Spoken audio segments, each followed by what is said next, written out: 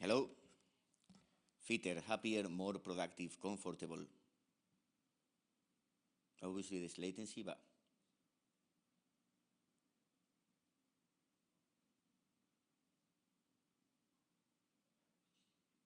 one, two, three, four, five, 4, 3, 2, 1.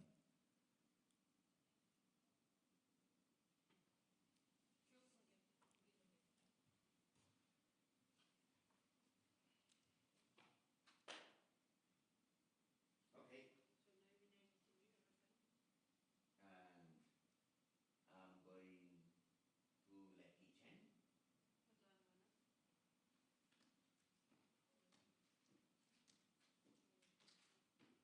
Teles limpias.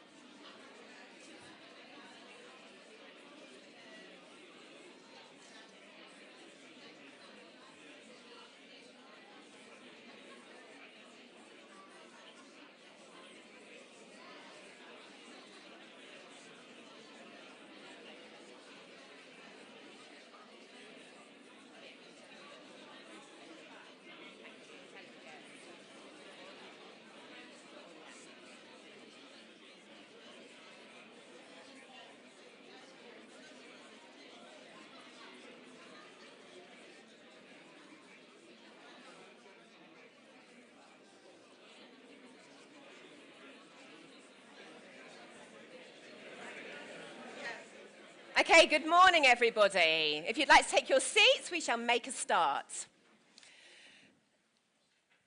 So on behalf of the Industry Leadership Group for Scotland, for Life Sciences, and the Scotsman conferences, good morning and welcome to this in-person and virtual event today. And the whole reason we're here today is thanks to our wonderful sponsors. So the most important thing is that I thank you on behalf of the organisers and the ILG. So thank you to Scottish Government, who this year have been a key partner in putting this event on today. Thank you to Opportunity North East, Life Sciences. Thank you to the Cell and Gene Therapy Catapult, CPI, Bouygues, the Digital Technologies Group, and SOLSA. Thank you so much for your support. And for everyone here and those of you online, we've got over 100 registrations online as well.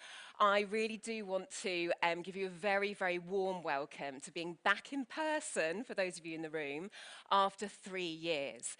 And a lot has happened in the last 3 years. And the life sciences industry in Scotland is now a £7.4 billion good news story. This is an industry that overperforms, overcontributes for its population, and also exceeds national expectations. So much so that we are now getting ready for a much bigger industry than perhaps we first thought the industry would be just 5 years ago. And that is what today is all about. Each session has been created and designed to address and focus in on the factors that are critical to keeping the momentum going for this industry and to enable this industry to really grow global. And to welcome you properly, on behalf of the Industry Leadership Group, I would like to now introduce you to our first speaker of the day. He is the co-chair of the Industry Leadership Group, Mark Cook. Over to you, Mark.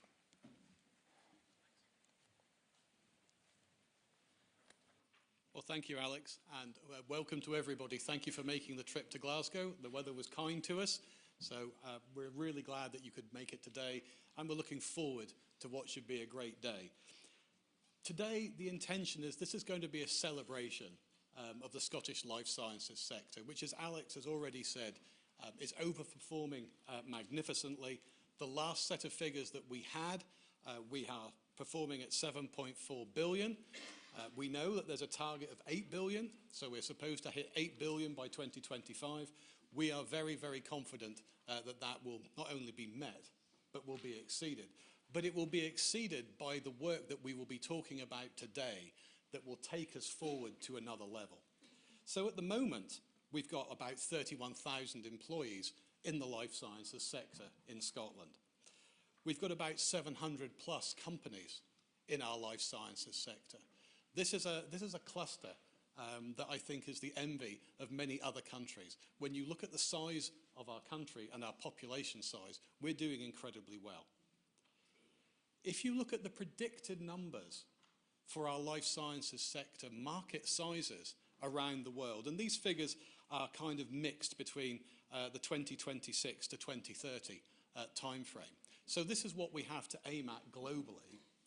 The pharma services market is expected to be in the region of 163 billion globally per year.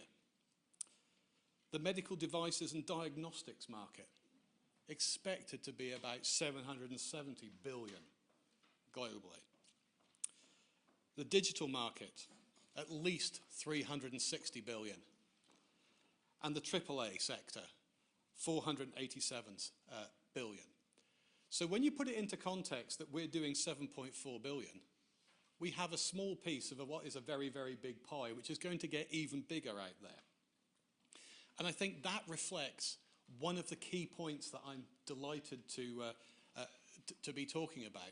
You probably will have seen on Tuesday, Minister McKee, who sadly can't be with us today, launched an update to Scotland, a trading nation. There is now a specific document dealing with the exports of the life sciences community. Now, that's a tremendous vote of confidence in our sector, and we thank everybody who's worked on it to come up with something so very positive. If we look at the 7.4 billion that we are achieving, 3 billion of that came from exports.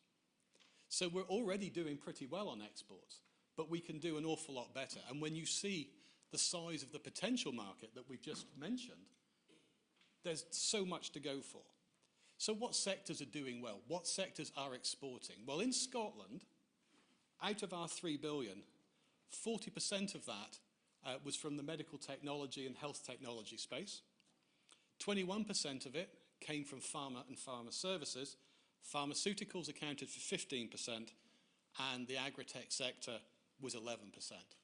So that gives you an idea of the mix of the exporting sectors within our vibrant life sciences cluster. Where do we go? Where are the popular destinations? Where are we having most success? I don't think it would be any great surprise that the USA is probably the top destination and the greatest recipient of our life sciences wealth of knowledge and products. The Trading Nation document update actually sets out some specific steps, some specific support, and some great ideas about how companies can be further supported to reach out into these new markets. Because, let's be under no illusion, if you are an SME, if you are a startup, exporting to a country, it's a big ask. And there will now be a lot more help there to help you do it and help you succeed and help you reach into those very large markets. So overall, the opportunity and need is growth. A sector that grows is a sector that thrives. And that's absolutely what we are going to continue to do for the benefit of the Scottish population, the benefit of the Scottish economy, and the benefit for the people around the world who will be receiving our products. Key themes of the Industry Leadership Group are very much in support of these goals of growth. So the number one theme, the overarching theme, is growth, as you would expect. But then within that, there are areas, another theme is skills. So it's all well and good saying, we are going to grow our sector. Well, okay, but where are the people going to come from? How are we going to get a skilled workforce in Scotland that will enable people to find the skills when they need it, when they want to expand their companies? So skills is an important theme for the ILG. Digital is a critical theme for the ILG because digital underpins so many of the other things that we do. It enables clinical research. It enables the ability to move things around, to do data mining, and also develop products. So digital is a critical theme. And of course, we're very fortunate, just in the other TIC building, the other side of the road, we have the Digital Health Institute and Professor George Crooks, who's done great work both for the ILG and for Scotland to try and push forward a digital agenda. So we thank him for that. We can't talk about anything without mentioning sustainability. After COP26 in Glasgow, the sustainability of everything that we do is critical. Our life sciences industry can take a world leadership position on sustainability. So that's another key themes. So thinking about today, in service of the need for growth, we are very lucky to be able to present to you some very, very useful sessions. Innovation and entrepreneurship. It's easy to say that we want to grow, we want to sell more, we want to do more. But without the specific set of skills on how to grow a company, how to innovate, it's not going to be as easy as it could be. Likewise, people power coming next. We need to have our fundamental human resource as well-trained, as receptive as possible, because that will enable growth. We're then very fortunate that we're going to have a fireside chat with Dame Anna sitting there in the front row, because the inventor of the triple helix is now our chief scientist. So the ability to work with industry, academia, to take forward the great opportunities that we have in Scotland is now from a position of leadership. So very, very grateful that you're able to join us. And then, of course, The trading nation itself. There's going to be a session this morning. David is going to step up and is going to talk a lot more detail about the trading nation and the export documents. So that accounts for the morning. In the afternoon, there's some thematic sessions, which again tackle opportunities and potential barriers to our growth and success. So there's a session on payers and regulation. Anybody who's tried to do anything where you find you're coming up against MHRA, CE marks, CA marks, knows, you know, it's an evolving field. So hopefully there's some clarity and some learnings that we can take from this afternoon. An Empire State session, again, looking at what is one of our primary destinations. And of course, a dedicated work stream on AAA. And I can't emphasize enough that probably we don't give enough time to our AAA sector. But fundamentally, when you look at the growth of the world's population, it's the AAA sector that's going to contribute to make people fed. So critically important, and Scotland is incredibly good at it. So in summary, I think it's safe to say we've got a great day planned, and it's in the service of growth of our life sciences sector. I do hope that you enjoy it. Please question, please contribute, and hopefully everybody will take away something that they can think, yeah, I can use that, because that's the idea. Thank you very much. Have a great day, and I'll pass back to Alex.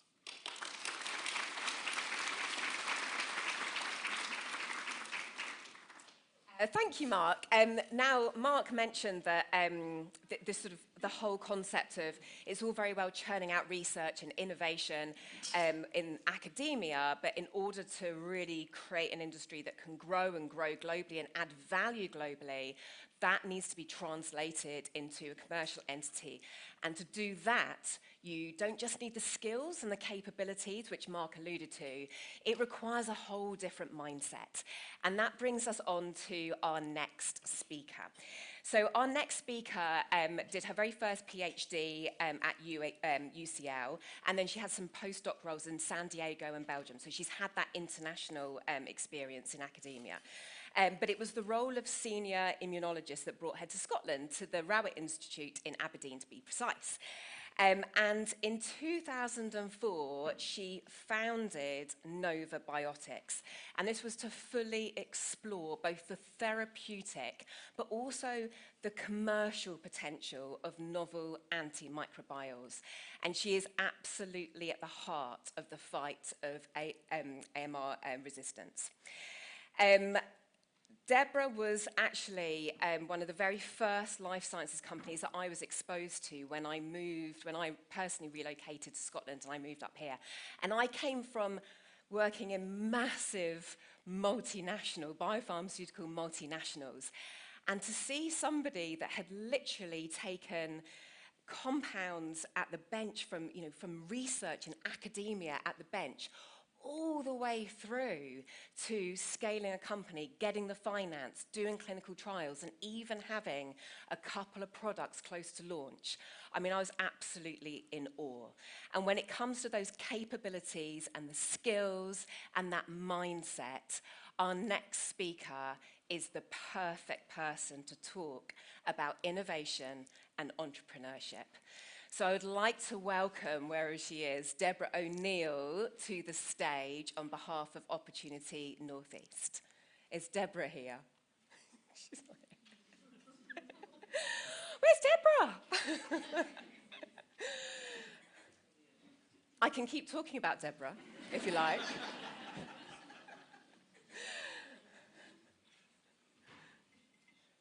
She's 2 minutes away. So I will talk about something else. I will talk about how Mark mentioned that 2 days ago, Minister McKee unveiled the first ever export plan for life sciences. This is something that we're going to talk about later on today. There's a session just after midday where we're going to bring some key people together to talk about the context of this life sciences export plan and also some of the actions in it and what that support looks like. I can also tell you that, of course, we have not gone ahead and printed hundreds of copies. You will have a digital version, and I can tell you that the organisers, the Scotsman conferences, they are going to be emailing you the link to that export plan at 10:45, which coincides with a break. So that's your opportunity to check your emails, have a look at the export plan, and then we'll go into those sessions, and that will include having an actual presentation on the export plan from David Bunton, but then we can have a discussion about it, David Bunton, Peter Ellingworth, and we've actually got Jan Robertson from SDI to talk about the plan itself as well. So I still can't see Deborah O'Neill. So I will tell you a little bit more about the morning. After Deborah speaks, I'm going to pull together a few people for a panel discussion to really start working through what are the key things that need to be in place, what are the key things that need to be turned up actually, that need to be strengthened in order to grow global, because we've got some real momentum going in this industry. So the first session, which is homegrown innovation, the thinking behind that is to really address and see where we're at with infrastructure. Not just physical infrastructure, but some of the infrastructure that is absolutely essential for us to be able to grow, including data. So that first panel discussion will look at infrastructure. And then we will move on to people. So that will be the next session. And then after the break, as Mark alluded to, we will talk about how we strengthen those bonds that hold the triple helix together. And we have, of course, got the best person to talk to about that in Day Manor. She has arrived. Thank you, Poonam. I saw her out of the corner of my eye. She's here. You heard my introduction a few moments ago. I will just hand straight over to Deborah to talk to us about innovation entrepreneurship in her role, not just as the leader of one of the most exciting life sciences companies in the UK, but in her role on the board of the Opportunity Northeast and the brand new BioHub. So Deborah, over to you. Can you please welcome Deborah to the stage?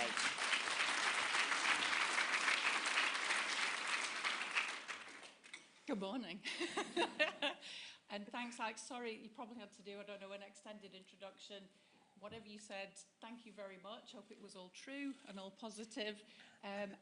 Absolute pleasure to be here. First time in a good few years for me anyway. So thanks again, Alex. Good morning, everyone. So yes, I am Deborah O'Neill, for those of you who don't know me. And I chair the Life Science Board at Opportunity Northeast, or ONE as I'll call it. So that's a private sector economic development catalyst. And I also have the pleasure of chairing the board of BioAberdeen, and that's the company that ONE founded to deliver on BioHub. So yes, my day job is also CEO of Novabiotics, a late-stage therapeutics company developing much needed first-in-class therapies for a number of life-limiting and life-threatening diseases, including those for inflammatory disease, infectious disease, respiratory disease. And I'm proud to have founded and grown the business in the fantastic Northeast life science ecosystem, and we're on track to launching our first products from 2024. So I'm delighted to join you today, as Alex said, to explore the theme of innovation and entrepreneurship within life sciences. One of the fastest growing sectors, as you know, and a key sector to both the Scottish and UK economies. UK headquartered life science businesses raised a record-breaking £4.5 billion worth of investment in 2021. 22 has been a tougher gig, as I'm sure we all know, but according to BIA figures, UK companies raised up to 1.5 billion in investment regardless through the first 3 quarters of this year. So that's still positive. And our companies within the Northeast sector are some of those who've raised additional finance. And that funding is to tackle global health problems. So from neurodegenerative disease to infectious disease to cancer. So just some examples. TauRx secured $119 million of funding a few weeks ago. And that was on top of 65 million raised in 2021. And in total, over $500 million of funding. And the recent funding was on the back of their phase 3. So it's a late-stage company, phase 3 data for their candidate treatment for Alzheimer's. And importantly, that recent funding is to support regulatory approvals and prep for that in various territories, as well as, thank you. I know I'm not that tall. As well as getting ready for market launch. It's beyond R&D, which is fantastic. Elasmogen, in May this year, secured £8 million of funding, and that's to continue developing their pipeline of next-generation therapy candidates, all developed from their unique Solamer technology platform, and that's to take those compounds through preclinical trials. And in September of last year, Entrobiotics closed a Series A $21.5 million funding round. And that's to advance its microbiome drug pipeline, but importantly, development of actual products and manufacturing. So these businesses aren't just about great science and R&D in the Northeast. Obviously that, but more so. They're about taking novel research from the lab bench through to commercialization. And as a cluster in the Northeast, we're focused on developing and embedding those skills, capabilities, and the talent required for those late-stage activities. And of course, I count Novobotics as one of those tenacious and determined Northeast life science businesses, hence moving towards product launch from 2024. Entrepreneurship is fundamental to the success of our sector to ensure that life science fulfills its potential and delivers both health and socioeconomic benefit.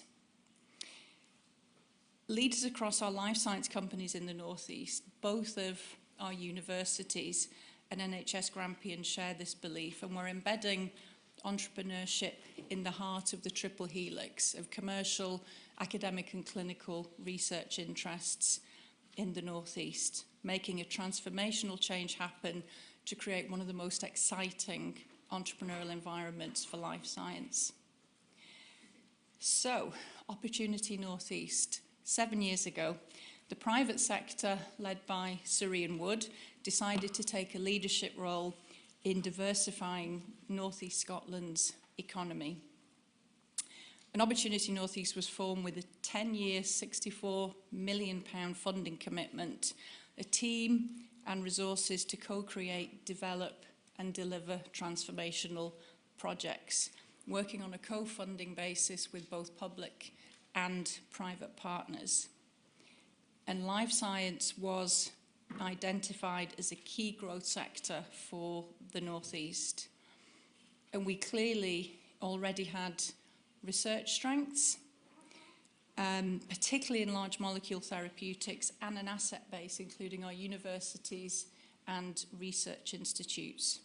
We had a strong culture already of collaboration between academic researchers and clinical researchers, and a track record of spin-outs and startups, and I've named a few of them: Novobotics, TowerX, Haptogen, Elasmogen, Entrobiotics, Syracuse, vertebrate antibodies, to name a few.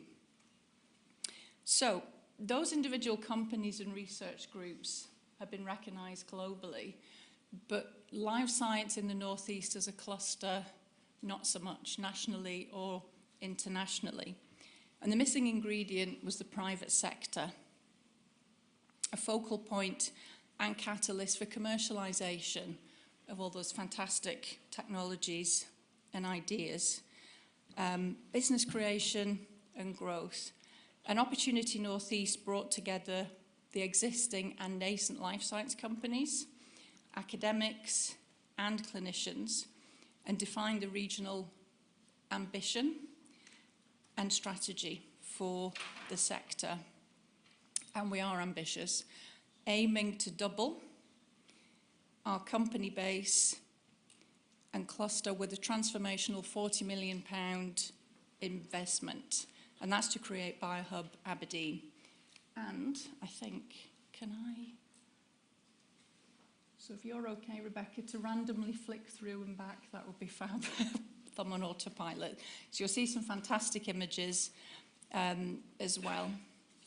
And BioHub is a new and iconic location for collaborative innovation and commercialization. And it's the physical core of a specialist entrepreneurial ecosystem we're developing across life science in the region to inspire ambition, provide the skills and knowledge to turn research into businesses, and provide support at every stage of the entrepreneurial journey. And BioHub, we've worn a lot of high-vis and a lot of hard hats over the last couple of years, I can tell you, Lorna more so probably than anyone else, apart from the construction firm.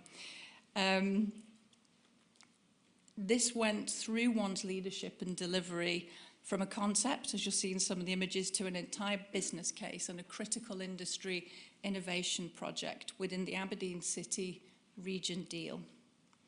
Securing co-funding from both the UK and Scottish Government, Scottish Enterprise and Opportunity North East, working with our strategic partners, the University of Aberdeen and NHS Grampian.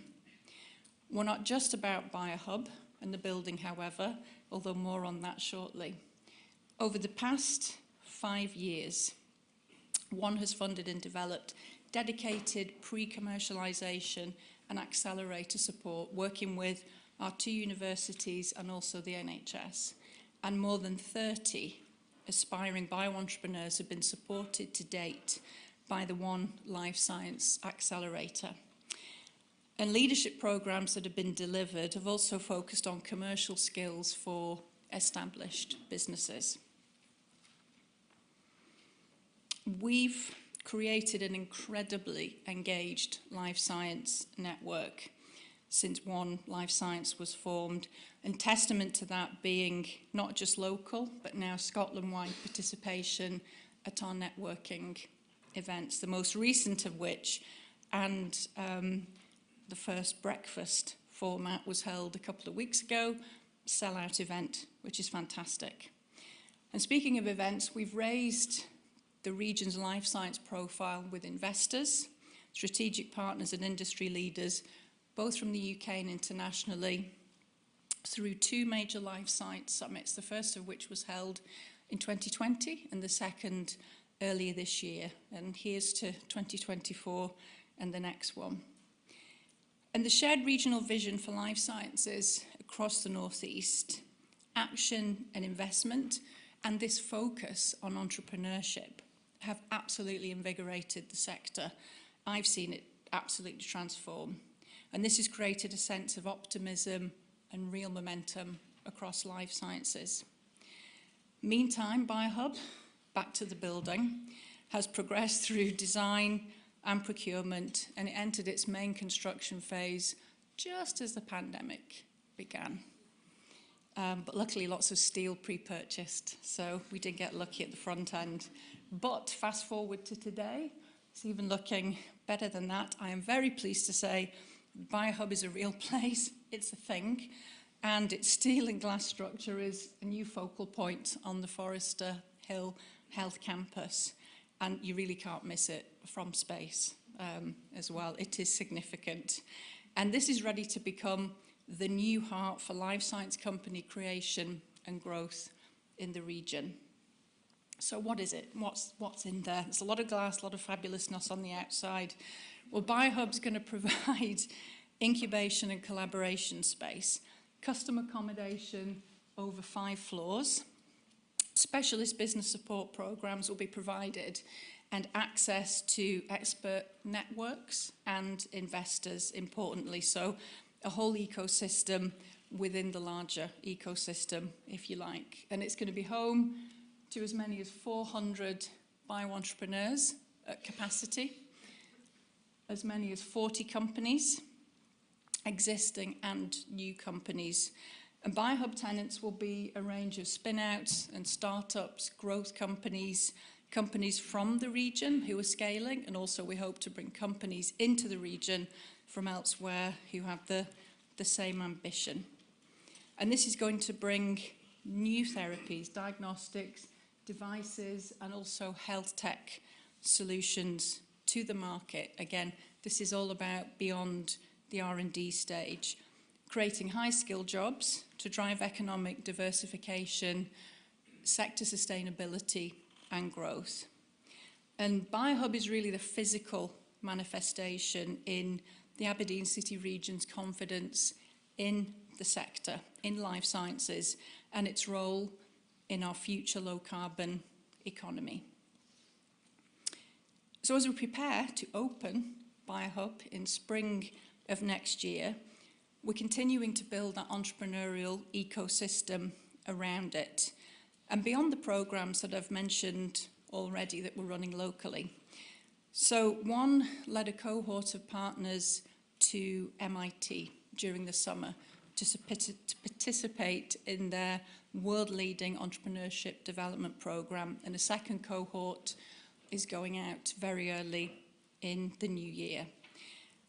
And the learnings and shared experience that they'll bring back will help inform the development of a region-wide approach to innovation-led entrepreneurship, spanning our universities, support agencies, and local authorities. So I hope you'll agree that Aberdeen's story is one of extraordinary progress and commitment to realising the full potential of the sector. The region has a strong and it's a distinct life science cluster. BioHub will help to make even more of that. And Aberdeen is very serious about the life science opportunity, and it aims to put life science at the very heart of its future economy. Secondly, continuing investment in BioHub demonstrates the effectiveness of having a long-term economic vision and strategy, backed by public and private funding targeting transformational projects. And lastly, BioHub will support new and growing businesses, high-value jobs, accelerating innovation to the market, and consequent impact on health and well-being. And these benefits won't just be felt regionally, but nationally and internationally. And they underline the region's ability to provide significant economic returns on investment. So John Bell wrote earlier this year that the UK's coming of age as a source of world-class science and its ability to lead in the creation of new companies that create important solutions for patients. We have here the scientific excellence, the leadership, and increasingly the infrastructure to advance life-changing drugs to market. And the North East is a microcosm of that. So, with his words in mind, I hope we'll all find something today, and I'm absolutely sure we will, in the programme and the new connections that we're going to make to inspire us and help drive the Scottish life science sector forward. So, on behalf of Opportunity North East, BioHub and all the project partners, we hope to welcome you to Aberdeen and BioHub in 2023 as we enter an even more exciting new phase for the life science sector in the North East. And now I will leave you with a brief taste, if the VT is going to run, of what's to come and what you can expect from Aberdeen in the new year. So thanks for listening, and please enjoy the rest of the day. Looking forward to catching up with a lot of you during. Thank you.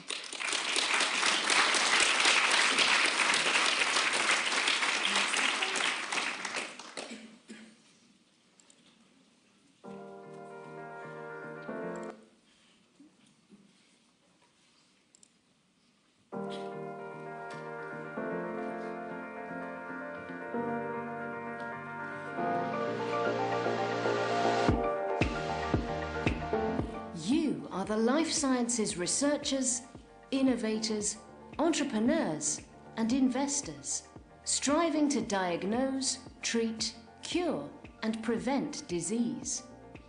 You drive advances in biotech, health tech, and medtech to improve health and well-being and transform healthcare and patient outcomes.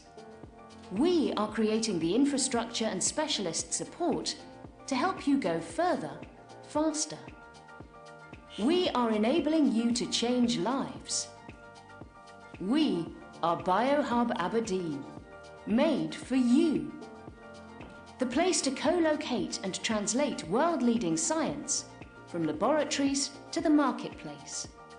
The place to commercialize your therapies, treatments, technology and digital solutions. Incubator, collaboration and laboratory space for startups and spin-outs. Grow on space for scaling and established businesses to custom fit out. Life sciences commercialization, accelerator and business growth support. And access to empowering networks and investors. An iconic focal point for your business and your sector growth ambition. Located at the heart of the academic, clinical and research community triple helix. Welcome to your new home. Welcome to BioHub Aberdeen. We look forward to working with you. BioHub, transforming life sciences in North East Scotland. Looks good, doesn't it? Thank you very much, Deborah O'Neill.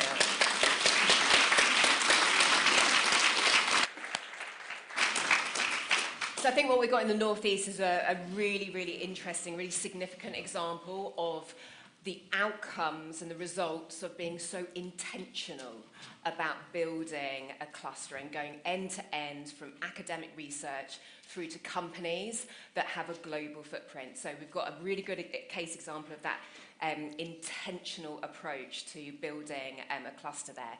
I thought the other interesting thing, and I was wondering, there was a photo there of Deborah in the building as it was being built, and I was wondering whether we think she was bagsying her office on that sort of pointy bit of the building. Right, so to talk a little bit more about infrastructure and about the capabilities and the facilities that we need in Scotland in order to grow the industry. I would like to introduce our first speaker and panellist for this next session. So she is the Chief Clinical Officer at the Cell and Gene Therapy Catapult, and that's where she leads all the activities relating to clinical adoption. So it's that side of it that's absolutely massive when it comes to cell and gene therapies. It's how are we actually going to put this into practice. So it's all things non-clinical, such as regulatory, health economics and market access. And importantly, it's Jacqueline who is developing the manufacturing development laboratories and clinical translational activities at the new Cell and Gene Therapy Catapult Edinburgh site. And so I would like to introduce you to Jacqueline Barry from the Cell and Gene Therapy Catapult.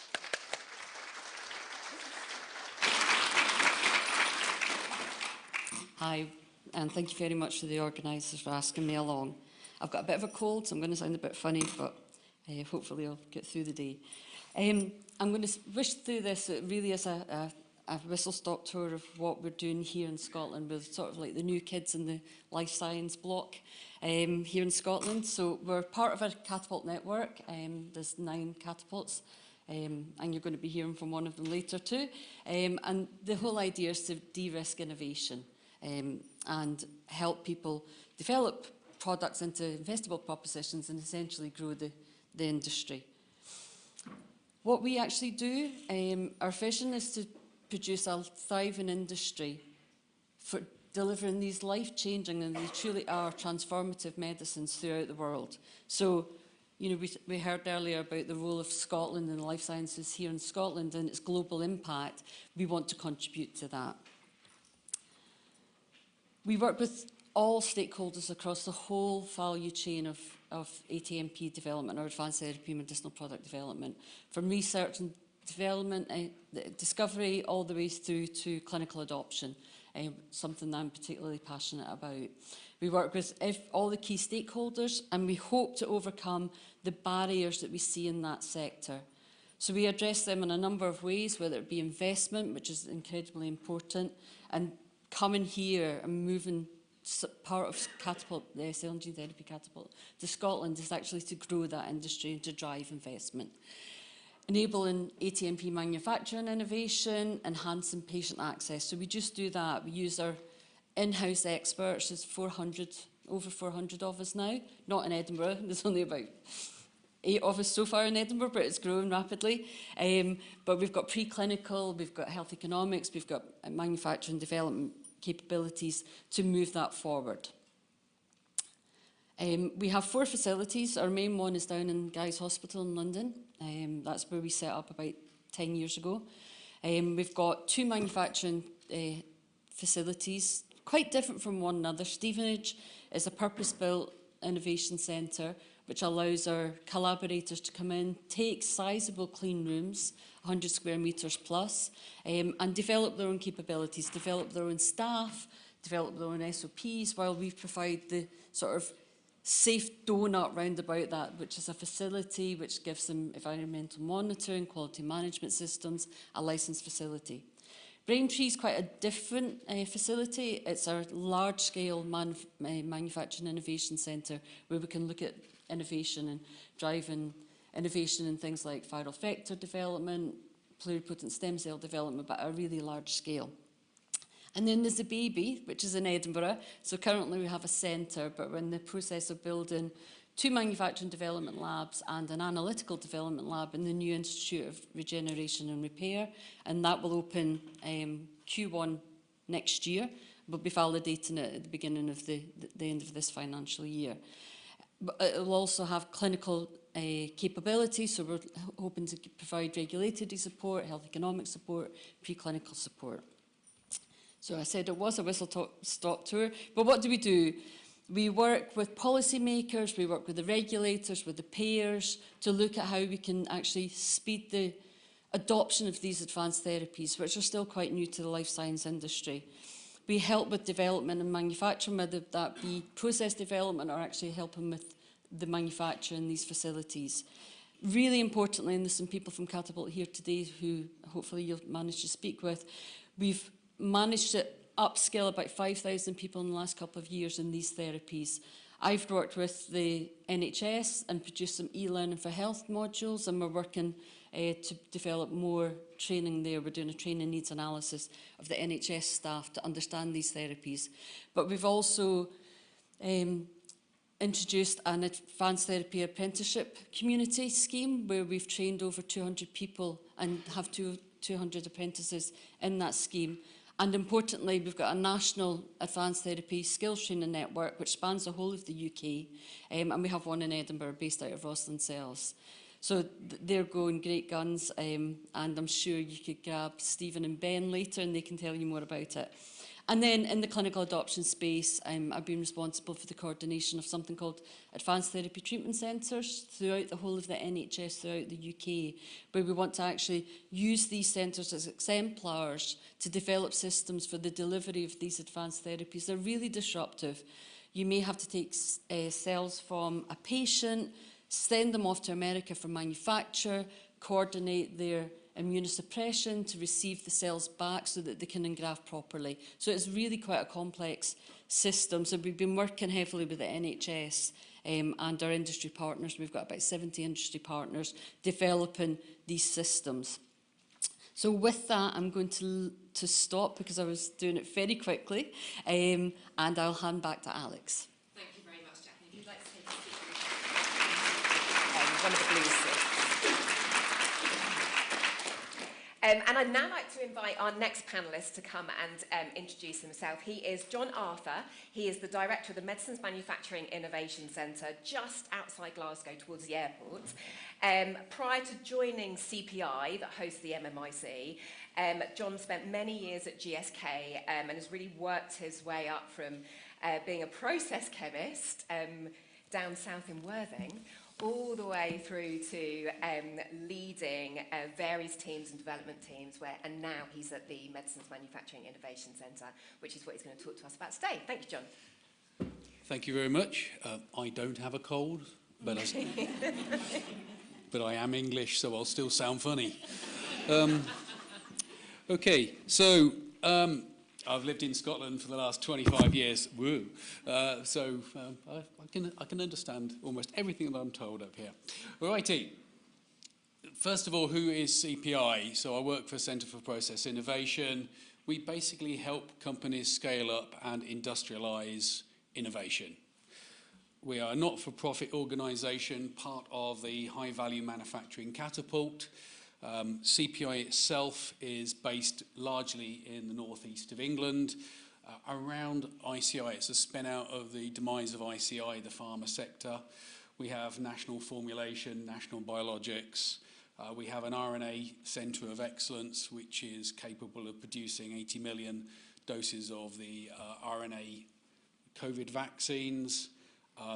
There's an awful lot of stuff up on there that I wasn't expecting on the left, which clearly the slide's not travelled well. And we have the large Medicines Manufacturing Innovation Centre next to the airport. Has anybody seen the large purple building next to the airport? We're next door. That large purple building is the National Manufacturing Institute for Scotland. We are next door, the Innovation Centre. We're into cutting-edge innovation. They're into metal bashing. But more fundamentally, both are in the AMID's Advanced Industry Manufacturing District for Scotland. Scotland's knocking it out of the park, but we need not get complacent, because actually when I start to look at UK-wide figures for pharma manufacturing, the story is not as good. We are slipping down the tables. The numbers have gone up, get it, but not quick enough. Our R&D spend has gone up, yeah, good. Not as much as they'd like, but it's gone up. Our manufacturing sector has come down, big style over the last 10 years.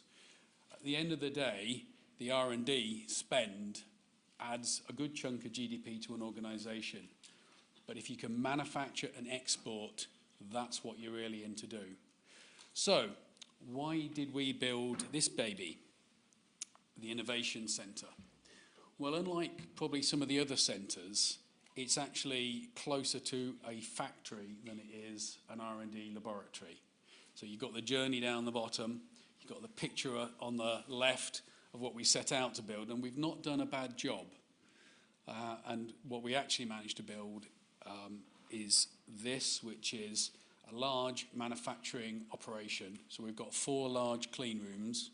Now, it's more targeted towards the secondary side of manufacture than possibly the primary, but we're looking to try and, with help from both governments, redress that with chemistry.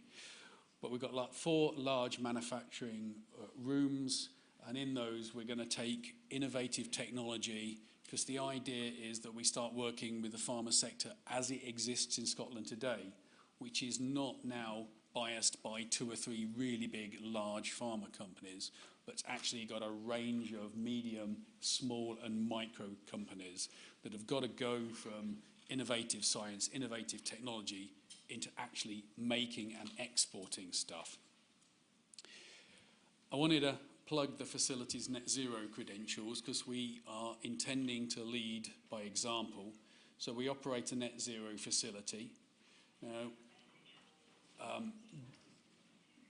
the biggest chunk of our energy comes from a district heating network, which is a hot water loop, which is circulating around the park. We extract our thermal energy from that. We use a bit of electricity, but actually on the roof we've got photovoltaic cells, and we produce enough electricity to run the heat pumps to provide heat for the building. We still use electricity, and we are currently sourcing that from renewable sources. And on the far right hand side, we are looking at the ways of actually minimising the amount of power we use, using a clever Eco2 system that ramps down the clean rooms in silent hours when not in use. And by doing that, we can actually reduce the amount of energy that our facility uses by possibly up to 70%. Energy is one thing, what do you do in the building is another, and all of our projects drive a sustainability benefit as well as other things. And I better track on, hadn't I? Plug for the partners. We've got the AAA, we've got academia, we've got industry, we've got science, we've got a good group of people. We're starting to build up a reputation. We get a lot of calls. I put an article together out about oligonucleotides. we got hit by lots of inquiries about oligonucleotides. When there were some opportunities, then we're getting contacted by OLS, by BAE, Scottish Enterprise. So we're starting to create a bit of a name, so that's good. Our benefits case is obvious, I've talked about that. Brutally put, we're here to help the UK, and particularly Scotland, drive economic benefit, GDP, for the country. But in doing so, we want to make medicines, new medicines, available to all, affordable to all, and without impacting the planet. Those are the I've deleted a slide that I shouldn't have deleted. We've got some really great things going on. Digital is a big part of what we do. If we're going to drive up productivity in the sector, we've really got to get into digital. And we've got to start spending the money on the stuff that really drives value. Not necessarily, you can spend a lot of money and it looks good, but it doesn't drive value. That's really important. We drive productivity and value. And I think I'll probably talk longer than I should have done. So you can ask questions. Thanks.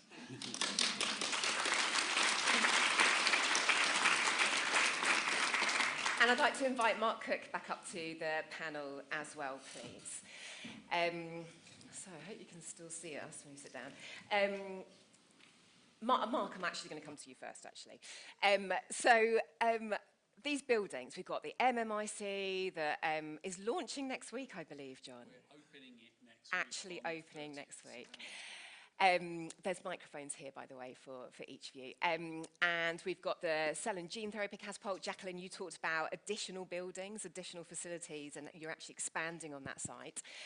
Mark, we obviously heard about BioHub, and Pioneer Group have announced that their extension of Edinburgh Technopole. This physical infrastructure that delivers specific capabilities, that's really fundamental to the growth of the industry, isn't it? Can you talk about sort of where that fits into the industry leadership group's sort of priorities and the ILG's role in really making sure we've got the infrastructure? Yeah, I'll certainly try. I think what's absolutely critical is if we are trying to stimulate the growth and the expansion of our life sciences sector, and it is a very diverse sector, there has to be appropriate places for people with great ideas to move into, to get the help that they need, because it can be very isolating.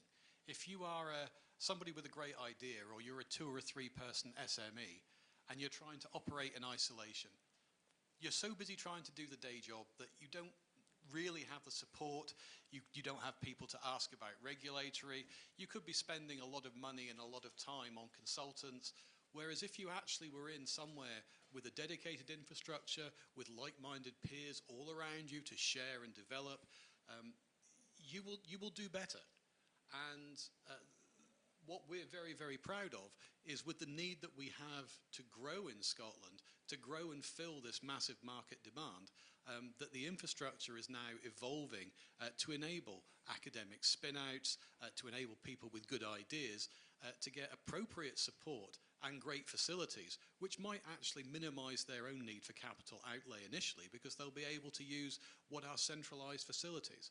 So, I mean, from our perspective, this goes tremendously towards the growth agenda, and we're very grateful and very happy for all these developments. Thanks, Mark. And John, we need that, you alluded to it, but we need that right balance, don't we, between the R&D that's being churned out, but then for the sustainability of the industry and its ability to really grow. We have to make stuff here, don't we?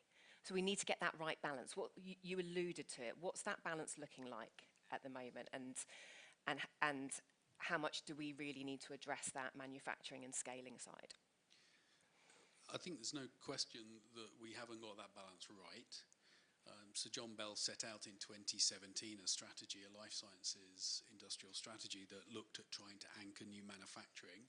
And if we do if we go out and look to see how well we've done against that, I'd say it's probably a 6 out of 10. But in the biopharm space, the last big pharma plants that have been built have not been built in this country. They've been built in Singapore, Ireland, Germany, US. We've got to get good. at getting them here. The economics of what the government's done actually help, but I think we need to do more. I personally think, and this is a personal view, not backed up by facts, whenever you talk to groups, we are really, really compliant with the letter of all the laws about, it's not state aid anymore, is it?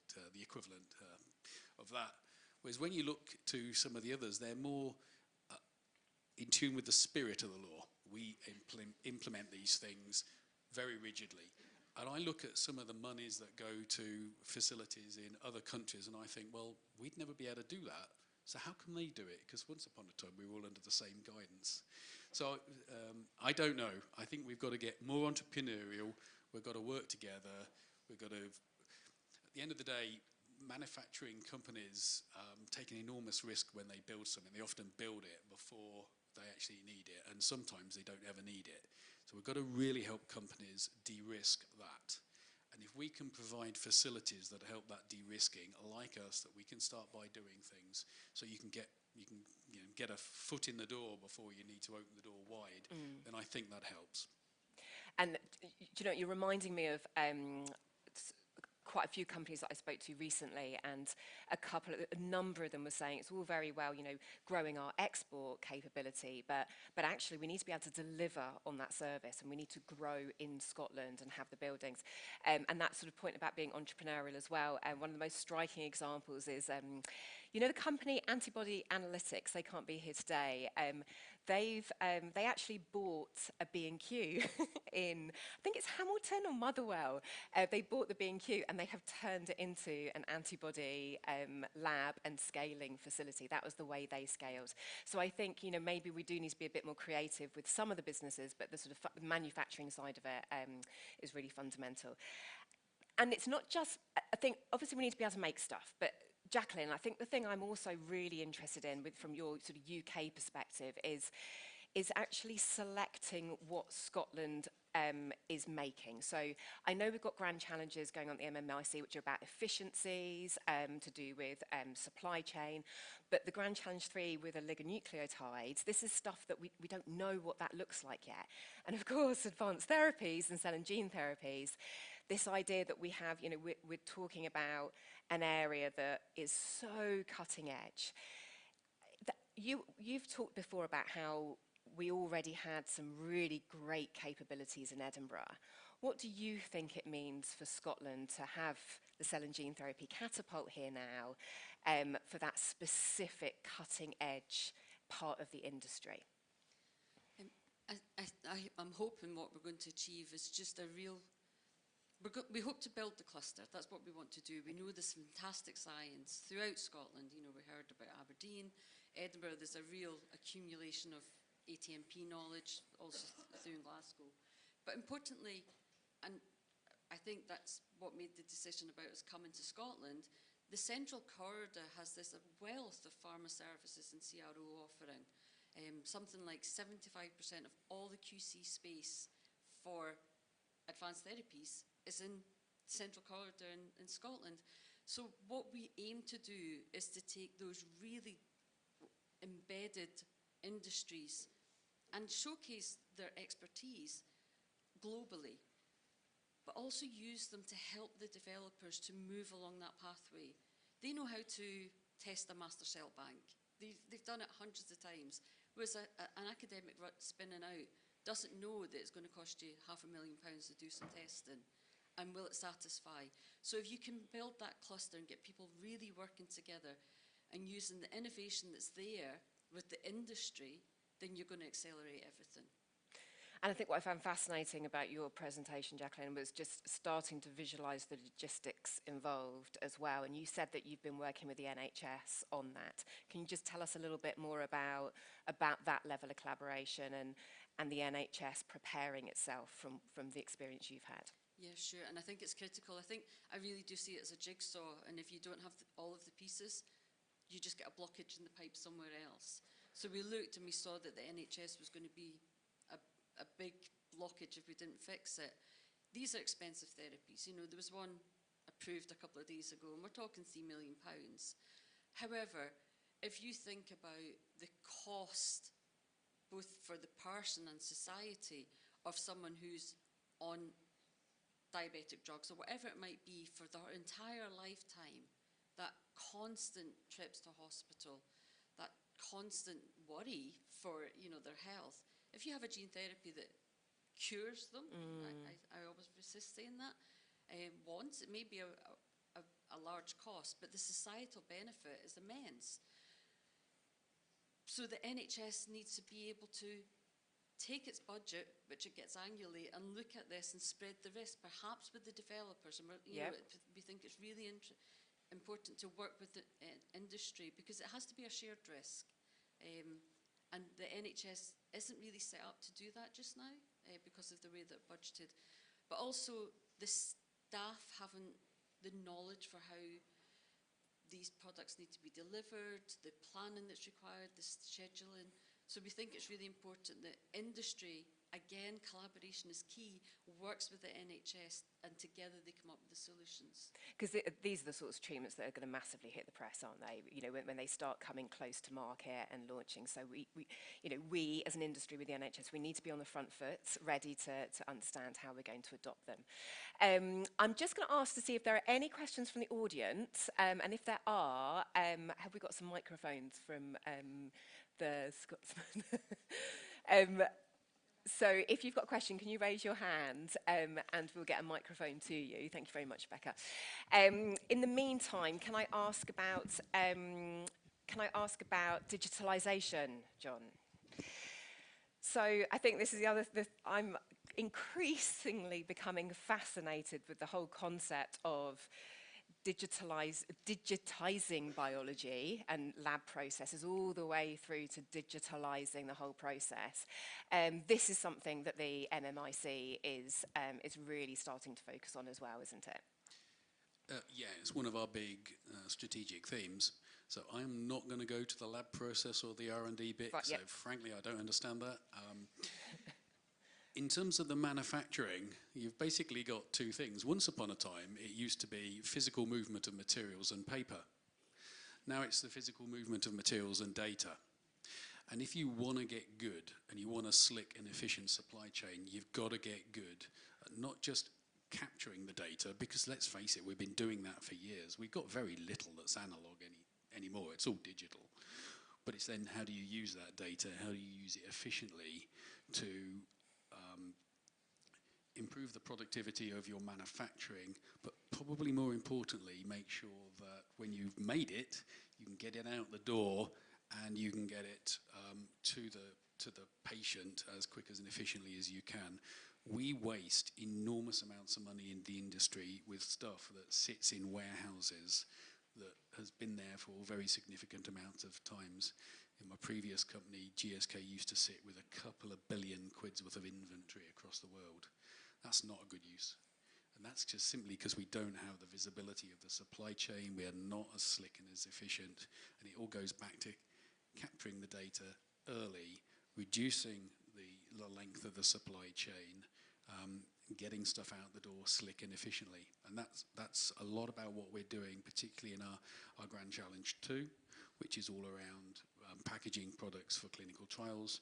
And the latest one that we're launching now, which is how do you get a factory to actually adopt really slick automation? So it's not just the machine, the physical automation of the equipment, that's important, but the automation of the data, so that once you've made it, you can test it, release it, and slickly out the door. There was a question over here, is that? Oh, thank you very much. We've got two questions. Let's start with Dr. Tudor. Good morning. Thanks, panel, for your introductions. I've been struck this morning by three things in and around infrastructure. We heard about the Digital Health Institute with George, innovation centres, and we've got 4 or 5 of them in Scotland facing the life sciences sector. CMAC as an example in this building. I was struck by Deborah on one, which is fantastic infrastructure. You've also got the BioQuarter Innovation District in Glasgow, and here we've got 2 parts of the catapult talking through. My question to the panel is that it's very challenging for industry to know what that ecosystem is. And we get a little bit Scotland focused, right? because there are 9 catapults in the UK, which every Scottish company can access. 4 of them are there to support the life sciences sector or can support. There are 27 research hubs like CMAC funded by SPRC. My comment to the panel is, how can you, from the industry leadership through to the catapult, help companies to understand what is available and how they can engage? Because that whole infrastructure exists to make companies more successful. I'm going to go to Mark on that one. Thank you, Dave. Yes, thank you. I mean, this is a perpetual ask and a perpetual concern. The marketplace and the places that you can get help and support, there's a large number of them, and it's not always obvious about where to go. And it's a constant desire to try and find a front door, a signalling point, so that perhaps the younger companies, the SMEs, but equally the international investors coming in can find a more simple route to get the help that they need. And the simplification or the identification of a front door is one of the many things that the ILG, as you know, has been working on and will continue to work on. Because if people don't fully understand what's out there, then we're not going to get maximum value from it. So there's a mixture of front door, better communication, because in terms of the support, there's tremendous support available for every corner of life sciences, but actually locating it and accessing it is more of a challenge than actually getting the support in the first place. So it is fully recognised. If you look at the export strategy, the life sciences export that has just come out, it makes some specific recommendations which will try and make the journey to export to places like America clearer. So I think that's an example of how we can simplify and signpost. But as a country, as an entity, we need to do better. And may I add as well that, go on, John. What I would say is, don't worry about which door you walk in, because if you walk in there, I feel a bit like Harry Potter actually here, help will be offered to those who deserve it. We can help. You know, don't worry about trying to navigate, because we all talk. So we talk with Cell and Gene, we talk with the other centres, and if people come and ask a question, we might not be able to answer it, but there's a damn good chance we'll know who can. So we will do a bit of the navigation for you, and we'll help out. And likewise, we build these centres very much with an expectation that we know what's next and what we think you need. We're not always right. So we also need really strong steers about, and what next? What do we need to do next? What help are you looking for? Because if we've not got the offering right, then we need to change it. So anything like that, we're open for. And may I just add from a personal perspective as well, I think these things come up quite a lot, whether it's at a company level, an industry level, different subsectors. At some point in the discussion, something will come up about communication, as if it's a tactic that we haven't done yet.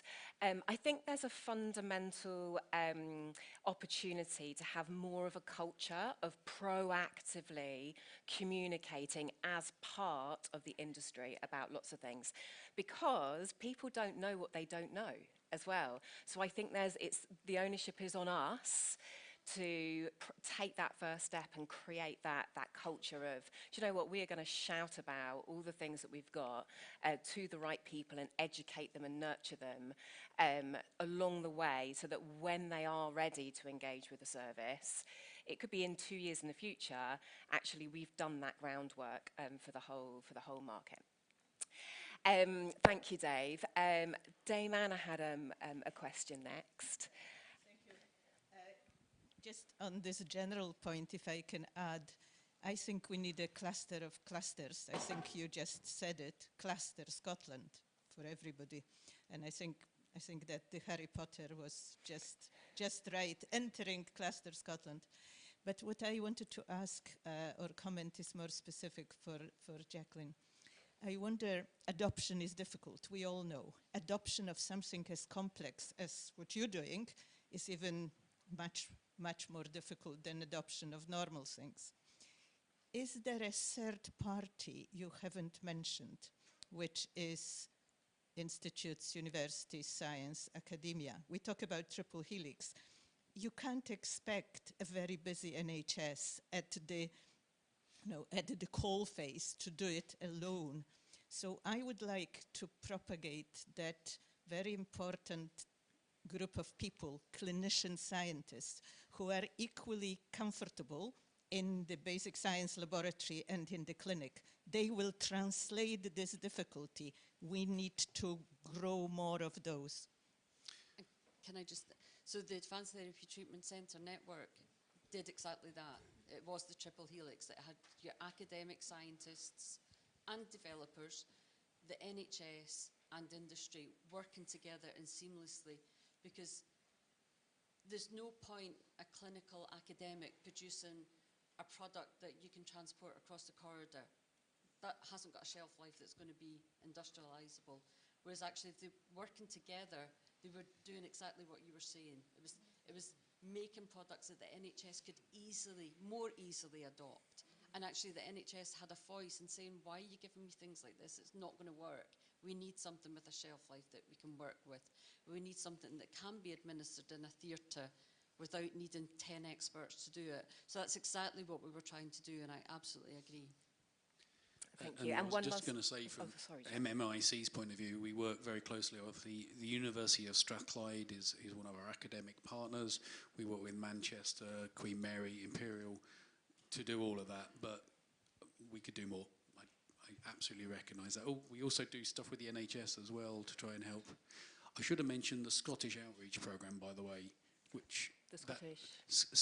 co-funded by Scottish Enterprise. It's, back to the last question, it's there to reach out to organisations to say, come to us and we can help. We can provide some consultancy funded through this programme to help you with your problems.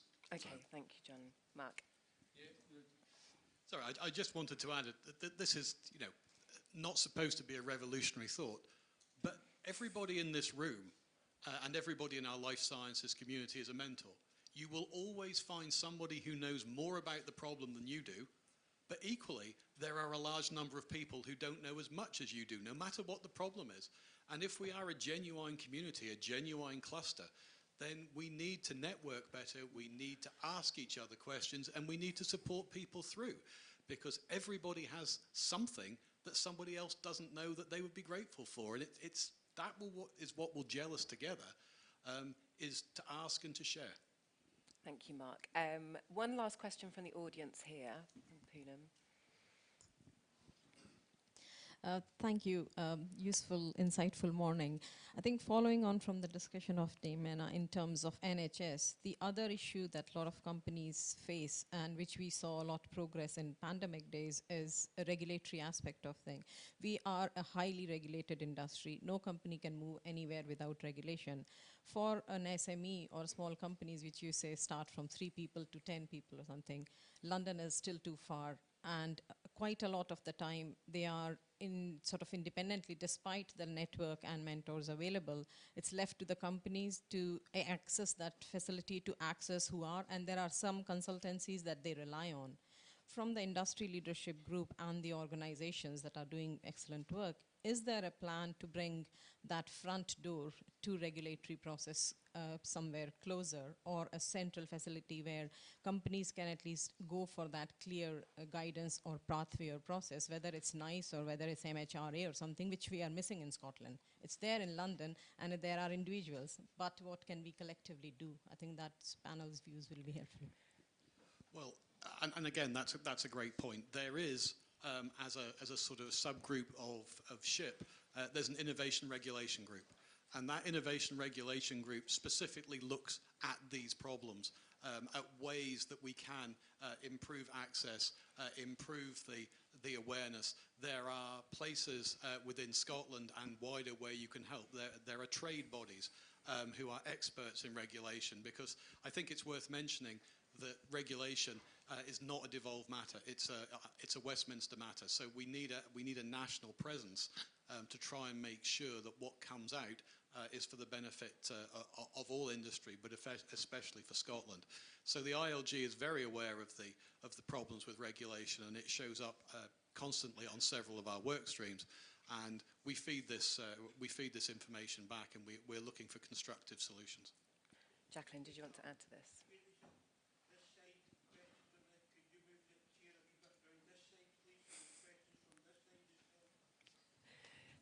Jacqueline, did you want to answer this? I agree, regulation's difficult, and it's something that we spend a lot of time on, and it's my background.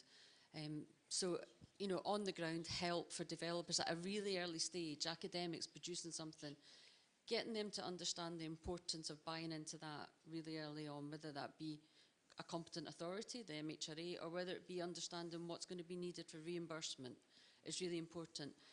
But also, you know, the MHRA is a really good regulator. They're innovative, they've redesigned themselves, it's a bit of an oxymoron, to be an innovation accelerator, but they have done that. They've developed a scheme called ILAP, Innovative Licensing and Access Pathway.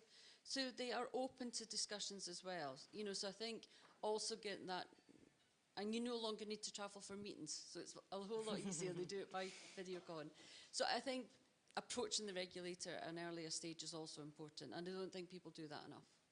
Can I chuck one in? I don't know if it's how relevant it is.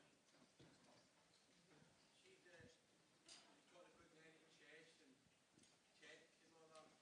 See, the biopsy invasive procedures, whether it's from the back passage or your heart, is there a discussion group or a class on how, because you're never the same after those biopsies. If you take biopsies from a condition like myocarditis, I can't even say the word properly, or if you've got prostate secondary spread cancer like me, inherited from my dad, you're never the same after those invasive procedures, whether it's a camera down your front passage or biopsies for your back passage. Very unpleasant. But you hear so many simple tests now, blood tests and so on. Is that relevant? Could we speak about that a wee bit more? So I think that's one for the session when we speak with Professor Damana Dominicek. It's the idea of innovating innovative new solutions and how innovative new solutions can engage with the NHS. Sorry? Can you show me that class later on? I'll speak to you afterwards, yeah. Okay, so thank you very much. I think I'm going to draw that to a close so that we can go for our break. And I would just like to ask the audience two things. First of all, can you please visit our wonderful sponsors, even if it is just to say hello and to find out what they do? And secondly, can you please thank the panel for their time and their insights?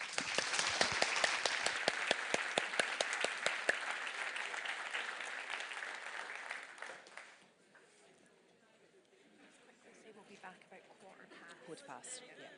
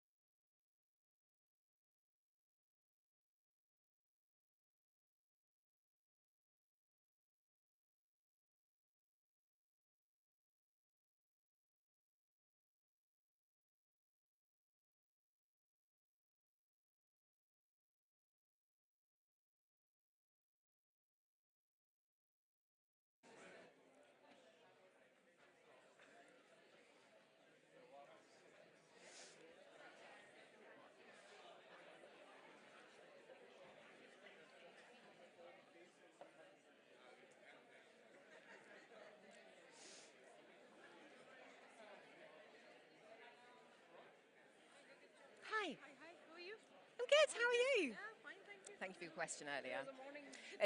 We've got a big regulatory thing in the export plan, actually. So, so I'm going to bring that up in that panel as well.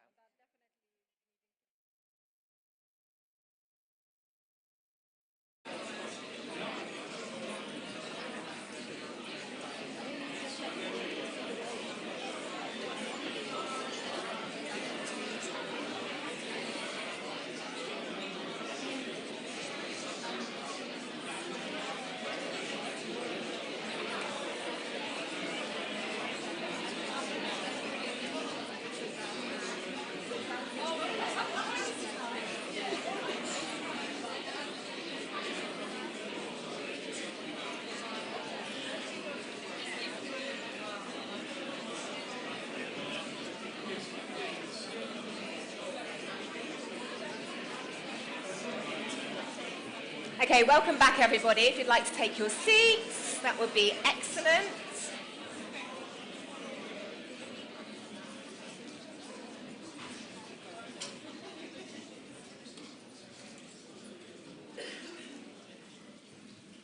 Welcome back, and welcome back to our online audience. We've got 150 registrations online today, so we have a really, really excellent delegation today. So thank you, everybody, for coming. Now, our next session is really focused on, I guess, something that we've had as a strength in Scotland because of the world-leading university sector that we have in such a small geography, and that is people with the science.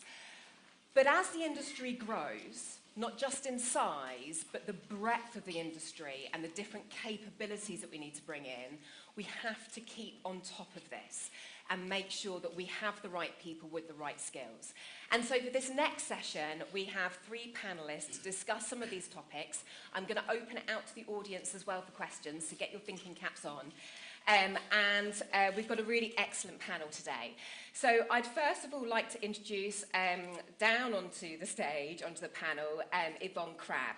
Now, Yvonne Crabb is the Head of People Strategy Execution at Merck, so one of our biggest companies up here in Scotland. And she's really focused on company culture and values and the policies that make sure that these values and culture are realised. She's an experienced coach and mentor. She's actively involved in women in leadership programs. But the thing that really struck me about Yvonne is her impressive track record in leading change in the context of big organisations with lots of people. Because she was the lead change management consultant back in the late 90s for Standard Life. She's been the lead for continuous improvement process for Shell, and she was the lead for transformation at RBS. And now she's the director for global operations and transformation and head of people strategy at Merck as well. So Yvonne, I'd like to welcome you to the panel. Please welcome Yvonne.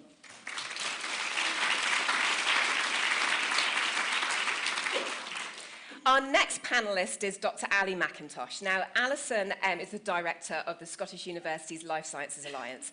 And I think it's fair to say that Ali is well known in the industry for being passionate about collaboration and absolutely passionate about really concentrating and being intentional about the people in the industry and the capabilities they've got. So much so that she's driven the model of SALSA to be a more sustainable business model so that they can carry on doing their brilliant work. Ali did her PhD in molecular imaging at Edinburgh, and that very early passion for collaboration was realised when she went on to establish the Edinburgh Super Resolution Imaging Consortium, which is an open access platform for researchers. So she's been at this for a long time. So I'd like to welcome Ali McIntosh to the stage.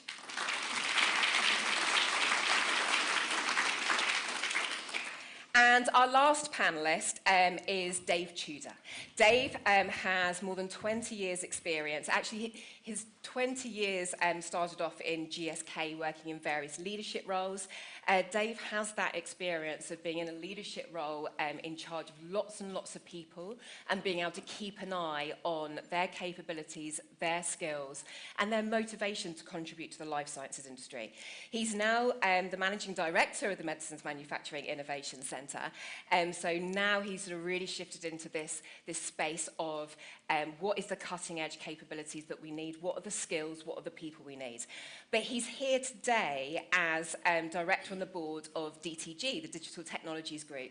So this is an organisation that was founded and created to drive digitalisation and make sure we've got the capabilities and skills that organisations need. Dave, I'd like to welcome you to the stage as well.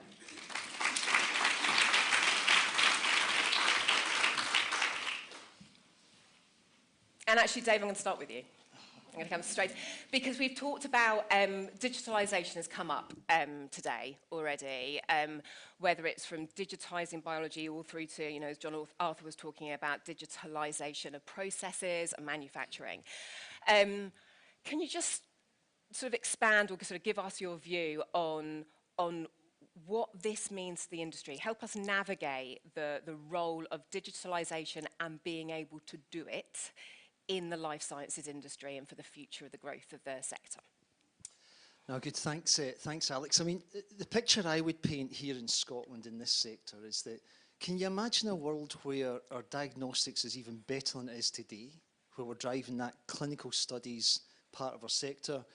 Can we imagine a world where we absolutely get the drugs or the products to the patients or the consumers much faster because we reduce the time of the development cycle? And can we imagine a world where we manufacture and produce and supply the products and services we've got just now 30 to 50% cheaper and with a much better carbon footprint? That's what digital can do to our industry. And I firmly believe that digital can be a differentiator for the life sciences sector. If you're not focused on digital today, then in 5 to 10 years' time, you will be left behind. That's the facts. That's what the evidence is saying from all the consultancy and research in that area. And we in Scotland are brilliantly placed with that. We've talked about the ecosystem in the previous panel, whether it be catapult centres, innovation centres, academic institutes. We're perfectly placed to try and drive that capability. And for your organisation, I think there are 3 questions you need to ask in this particular area of people power for digital. Have you got your plans to create your workforce? That's a re-education.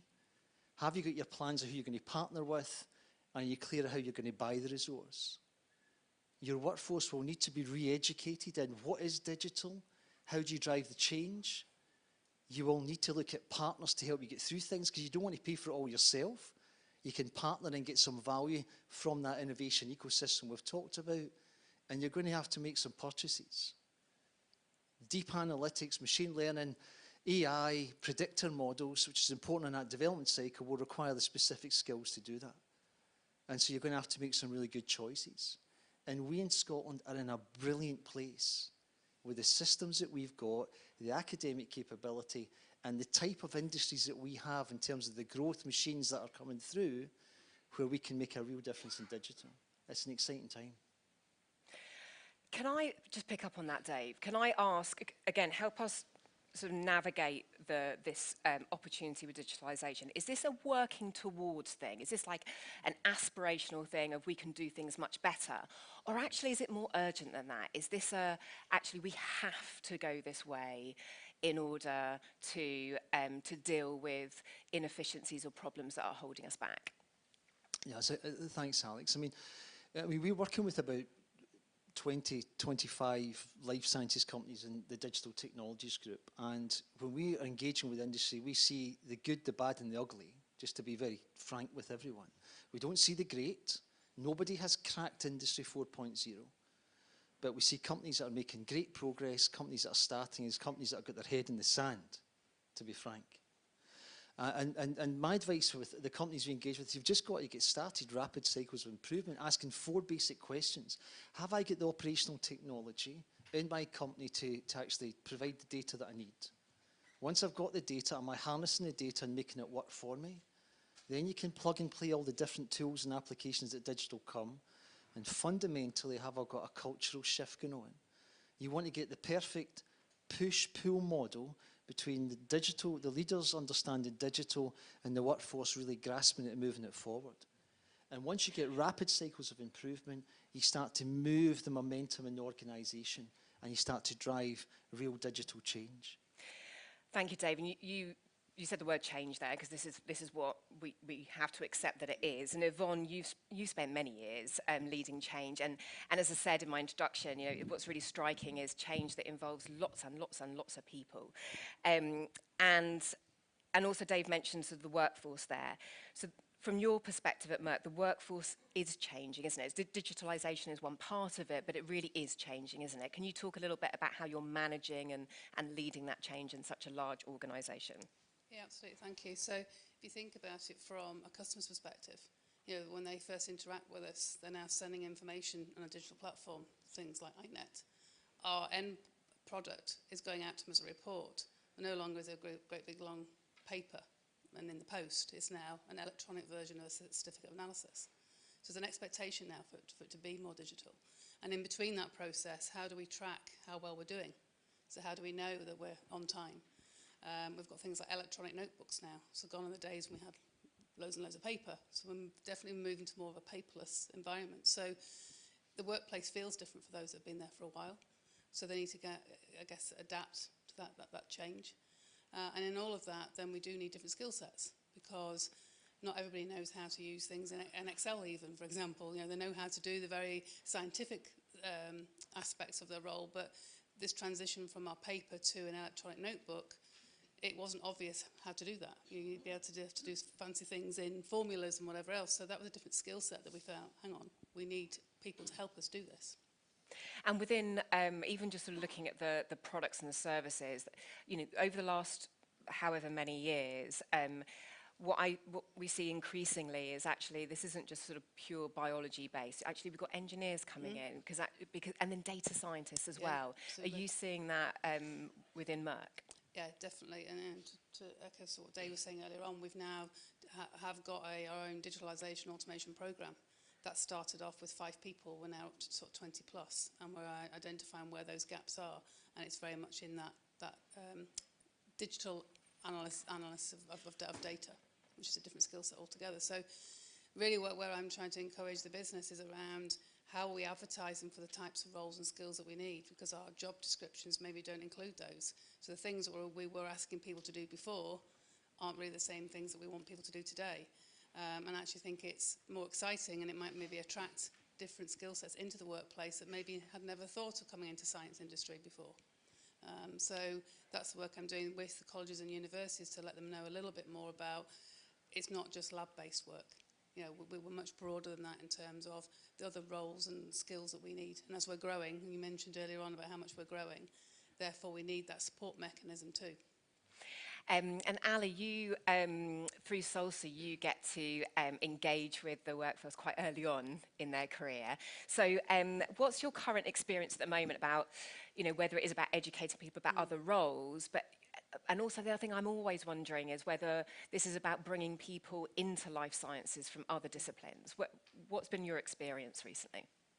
Yeah, I think there's a there's a couple of things there, and definitely as Yvonne said, it isn't just about biologists going into life sciences. They really do need people from all across disciplines, and I think because inside colleges or universities, you're being taught by people that understand kind of that area, and so you don't necessarily have the exposure to. So when you are taught a data scientist degree, life sciences isn't necessarily.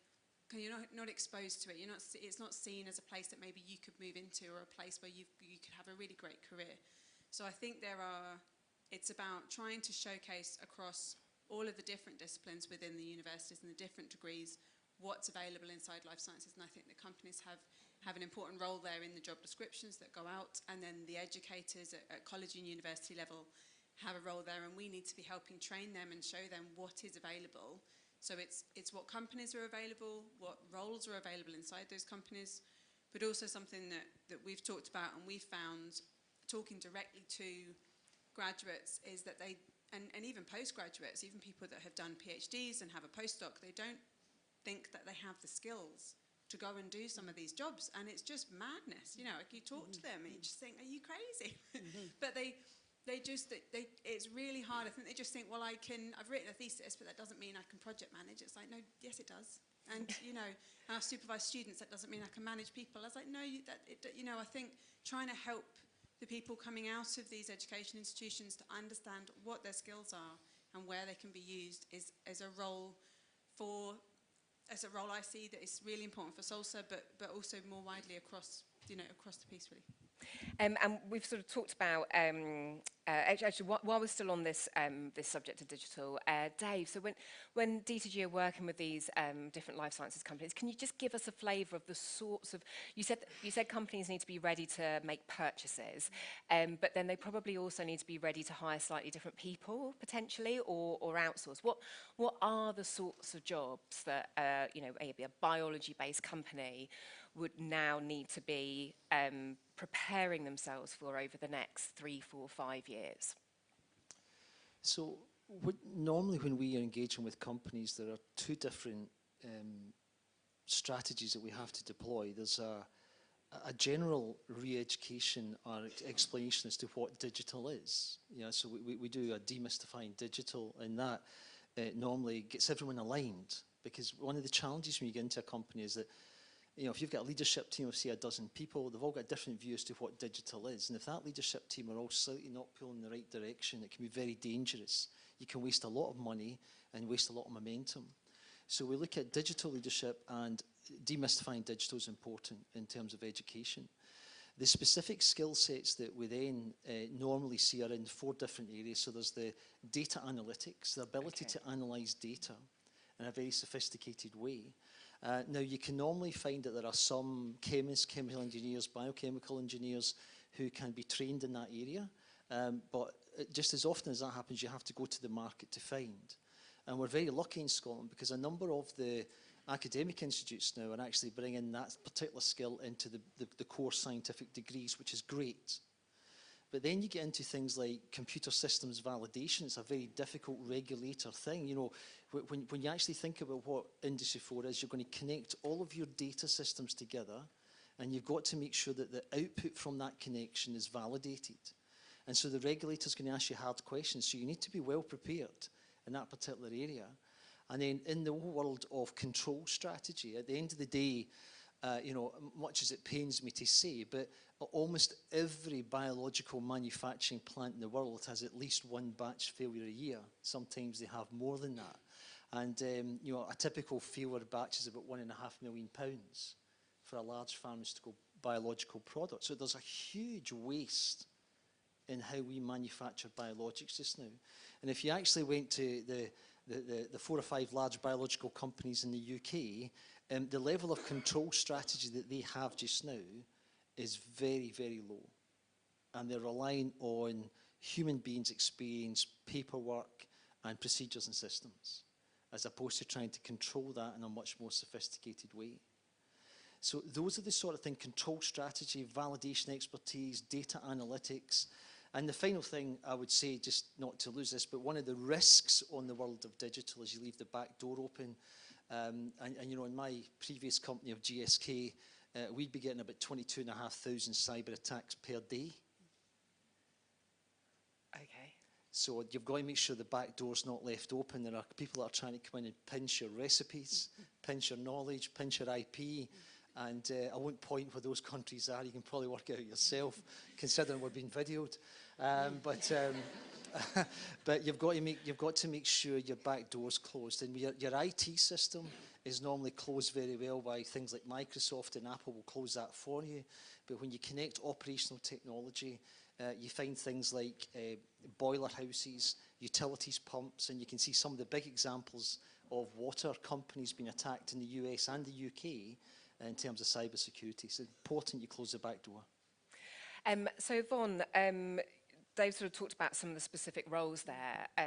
From your company's perspective, are you bringing in those roles from other industries, or is there also an element of upskilling people within the company? And to what extent do they need to be upskilled as well? Is this like doing another degree, a master's, or can this be done at a more pragmatic level? And it's a bit of both, yeah. So we want to be able to develop our internal people, because if you think about the way the industry is growing and then our pipeline and how quickly we need to bring people in, we can't then risk losing people because they've got bored or they've got tired of what they're doing. So how do we keep them engaged, keep them excited about what we're doing, give them that development opportunity? And it's being able to share with them really about what Ali was just talking about, identifying where their transferable skills are, because sometimes they just think I've got a mindset that I trained in X and that's all I can do. So it's then breaking that down to say, well, what are the fundamentals of what those skills are, and you can transfer them over here. So there's an element of that, but there's also what our employees really enjoy doing is getting involved in a couple of our programs. One's called Sparks, where we actually go out to schools, as far back as primary schools and secondary schools, and teach them and get them excited about science. And that just kind of brings a different skill set, because they get excited about sharing what they do, and it just brings, I guess, why they do and the importance of what we're doing, the fact we are saving people's lives out there. It just brings that back to reality, because sometimes when you're just doing high volume throughput work, you just sometimes forget the short side of that. So that helps, I guess, engage them again. And then we also are doing stuff with colleges and universities, and we're allowing them to come onto our site. We've got a fantastic training lab, and they will actually experience what it feels like to be a scientist, if you like. So again, our colleagues get a chance to teach others. So again, that's a different skill set, and I do believe if by teaching somebody else, you almost relearn yourself. So it's all those kind of aspects we're trying to bring into the variety of what they're doing. Thanks, Yvonne. Yvonne just touched on colleges and universities.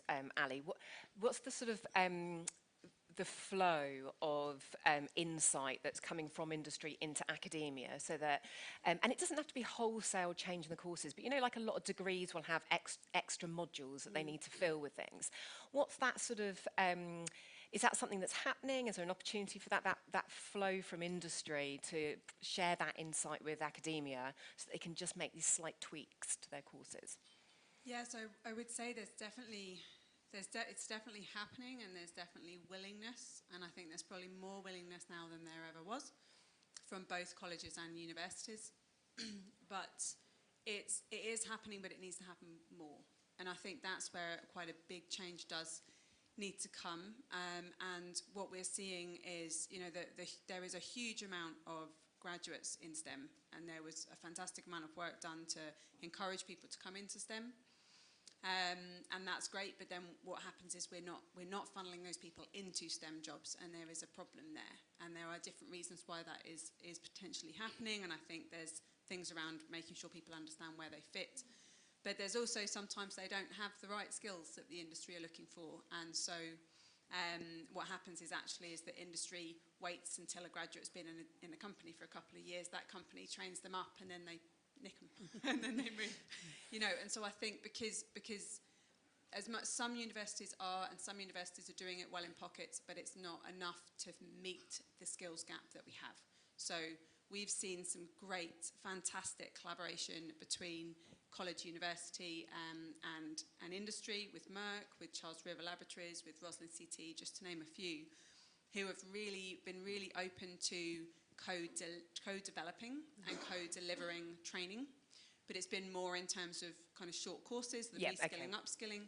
And there's been great support from the SFC up until now, and I hope that this kind of support continues in that reskilling, upskilling, trying to get universities to take on some ownership around skills and not just around knowledge. And so I think it's changing, but it needs more work.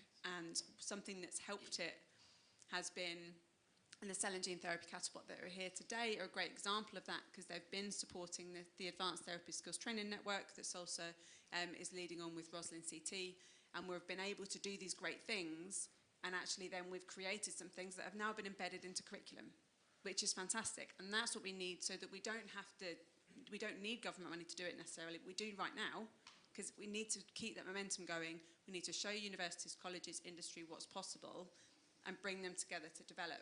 But they need help, and universities still come to us and say, you know, actually, could you help link us to industry? They do need that support still, and I think there are organisations in Scotland that exist that really help that. Innovation centres are one of them. But going back to Dave's point earlier around just awareness, of who they are, and that you can reach out to them. And there are organisations that can be that portal, because otherwise, trying to work out who in, say, the University of Edinburgh, which is colossal as an organisation, who do you talk to if you want to help implement, you know, and support and influence skills, training, or, you know, courses? Who do you talk to is extremely hard, if not impossible. So that's something that, you know, there are places out there to help, and Sol's is one, and innovation centres are other, and there are others as well. And you talked about sort of the sort of methods of engagement with the colleges, and you sort of also mentioned the sort of the collaboration with industry. Can you both talk to me about the VR course that's been created? Can you?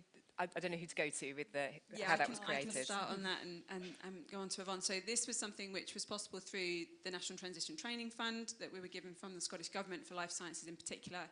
And we have worked really closely with Merck and also Skills Development Scotland to develop a VR training module for cell culture.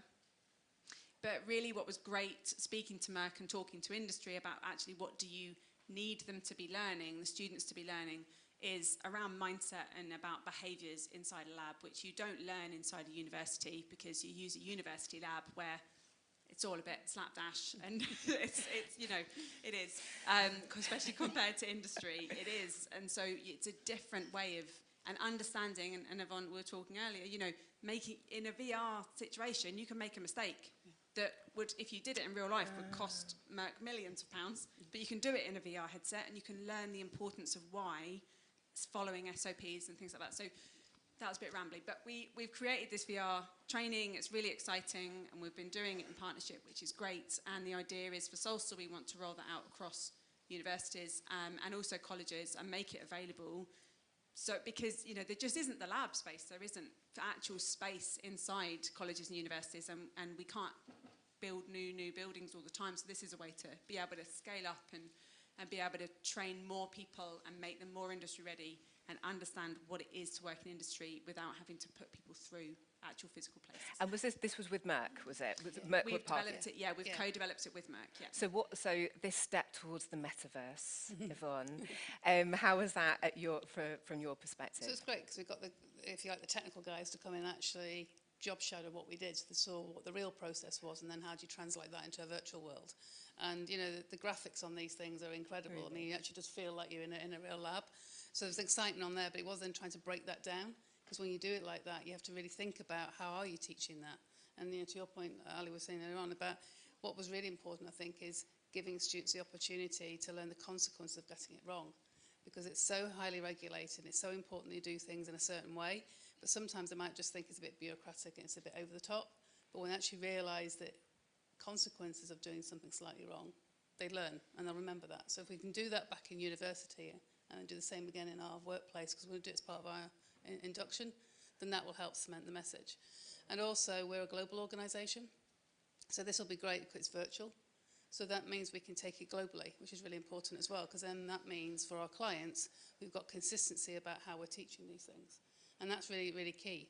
And also, if you lose your subject matter expert, who often is the person who delivers the training, you're a bit stuffed, so who's then going to replace that? So having the virtual reality module, again, has that there. And then it's a fun way of learning as well. So I would expect, you know, some students that come out of university almost are expecting that kind of technology now. They don't want to sit behind a desk listening to PowerPoints. They want something that's a bit more engaging and interactive and a bit fun. So I would say it's almost an expectation, and we're excited because we think it's great and it's new, but I think they'll be going, yeah, we kind of expected this. Oh, really? I was like, wow, this is amazing. Going, well, but you think what they're doing in their social life. You know, my son, he's 22, he's got a VR set that he's driving Formula 1 races in a racing car. Yeah, so why not be in a lab? Yes, they're doing that. So, yes, they'd be excited, but at the same time, I think there's a kind of an expectation that we should come up with technology in terms of the way we're teaching, rather than kind of going back to old school books. So we need to catch up. Dave, I mean, when you sort of hear these things and you sort of know, I think you've probably got that view of where companies need to get to and how to get there. You know, I guess I just, you know, after a comment from you as to the methods of and the creative methods, or the way to engage people either within the industry or outside the industry to come and work in life sciences. I think one of the challenges that we face of you know, as kids are coming through school, going into university, and coming into the industry, is that I do think digital and coming to a workplace which is a kind of smart workplace will be a differentiator. I think that's important. So, you know, who wants to go to a classroom and sit through 10 lectures on cell and gene therapy versus spending a couple of hours on VR and really getting to touch and feel it? So I think the technologies of VR and virtual reality and augmented reality are going to be incredibly important tools. And if you, I mean, we're given a generic, the example is a generic one, okay, which can be applied in that student environment. But one of the things I would be advocating is that many times when you're recruiting the workforce in terms of manufacturing and supply, it will take you 6 to 12 months to get that operational team trained and up to adding value. And meanwhile, that's a cost all the way. And one of the things that we see as a best practice now is that when you're buying your piece of equipment, your expense of whatever the equipment is to push back the design of the VR back to the equipment supplier and say, as part of that deal, you will give me the virtual reality module, and therefore I can train my operational staff much quicker. And even more important than that is when that piece of equipment breaks down or causes an issue, we can do a root cause investigation using these skills and capabilities much quicker. That's what we're seeing in the industry in terms of moving forward. I think it's inevitable. I mean, I always give this sort of example, but you know, my 80-year-old father, I am 53, and I've got a 13-year-old son, so 3 generations of Tudors all use iPhones. My dad uses it to phone and text if he's okay. I do a little bit more, but my son just about uses all of it. He runs his life on his iPhone, and that's the generation that's coming through. And they will expect to come to a workplace where that's what it's like. They don't want to fill in lots of bits of paper and write reports. No. Although I do kind of think about, you know, this concept of making mistakes and how actually it's so useful to make mistakes. They understand the why it's important rather than just what they've got to do. And to be able to do it in that safe environment, because that my big mistake of setting fire to my fume cupboard when I was an undergraduate, that put me on a commercial path. I knew I was going to be on a whole different career path. And it was a very useful mistake, but probably better for the university if I'd have done it on VR. Are there any questions from the audience before I come back to the panel with my last couple of questions? David. We've got a microphone. Thank you, David. Hi there. A couple, if I might, Alex. Go for it. Just a bit of an observation, first about digital and then about universities, because I work in clinical research. I also do some in academia as a professor of practice and entrepreneur in residence. I think digital also needs to be applied to the data. So we learnt a lot during COVID around how to adapt rapidly. So whether that was consenting a patient on a ventilator through an iPad remotely, but also in rare disease, where I think we need to fundamentally shift between realizing that every data point collected is critical. And we have that concept in rare disease management, but we don't utilize that enough. And now with AI, you know, there is a huge amount that we can get from secondary data. You know, we're running studies with synthetic control arms, which is saving a huge burden on the patient population, remote monitoring, decentralized trials. So I think the problem that we come across is the regulators have taken a step back. They found that acceptable in COVID, but they're not finding it acceptable now. The fact that AI isn't a fixed point, so you can't stick it down on a piece of paper and say, yeah, I approve that. And that's a challenge. So the technology is outstripping the way certainly regulators are approaching it. I'll be interested in your comments. And the other one is a little bit more personal. I have a daughter who's at university here studying forensics, biomedical science, no internships. So she's just applied for Saltire Scotland, but I think there's a gap taking that companies to go to the universities. There were 1,000 people applied for one internship through the Saltire Fellowship. I see this disconnect, and her lecturer at UWS was saying, over 50% of those students go to the whiskey industry doing chemical analysis. They go to other industries. And that's somebody in a specific STEM degree. So I just wonder if there's a gap there that we can maybe exploit a little bit more. Will I take the first question? If you'd like to.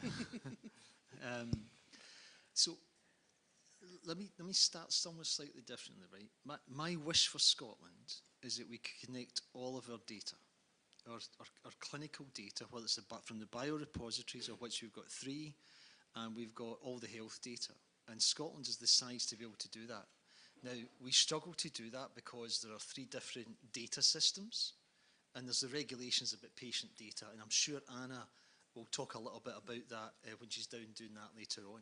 But can we imagine a world where the industry could plug into Scotland and they could find those 500 patients for the clinical studies? We would grow that whole CRO central belt, where's Jacqueline, that Jacqueline talked about earlier on.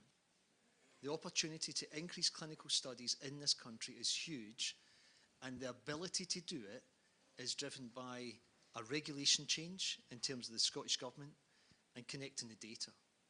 And that is in our grasp to deliver. That's huge. Then you've got to bring the regulator with you. Yeah, and I hear this all the time. I'm also the managing director of MMIC, and we're working on some very advanced digital solutions. And we're working monthly with MHRA. And in fact, next month, 2 weeks' time, I have got the head of the standards division for MHRA coming to talk to me about continuous direct compression for tablets and how he's looking to standardise the model. Because the problem for the regulator, there's about 50 regulators in the MHRA come and inspect. And that could be 50 different ways of doing it. And if every company's got a different standard, you can just imagine the mess that can get into. The delay on in compliance and so on and so forth. So I think the regulator wants to find the standard, they want to work with the industry, and they want to drive it forward, is my experience. But you've got to talk to the right people. That would be my, and I'm happy to have a chat with you when we're finished if I can help in that way. Thank you, Dave. And the second question was about attracting people into life sciences. Yeah, thank you. And I completely agree. We run something called the Graduate Employability Masterclasses in Salsa, where through COVID we tried as best we could to be able to provide kind of access and awareness to the different life sciences companies for graduates, for undergraduates and also postgraduates, and get them to try and understand the process of industry. And obviously those were all online. And the main questions we had from people at the end were, have you got any internships? You know, and I very much understand that it's lacking. I think it's something that we are always looking for opportunities to try and see if we can do, but it's funding, unfortunately. I think there are things that are starting to happen, and I had a fantastic conversation with the University of Dundee, and there's someone here today actually who invited along who's working on a new degree programme that is going to be joint with an international partner who are fantastic at practical training, and trying to actually, instead of an internship, let's bring practical training as a fundamental part of the degree.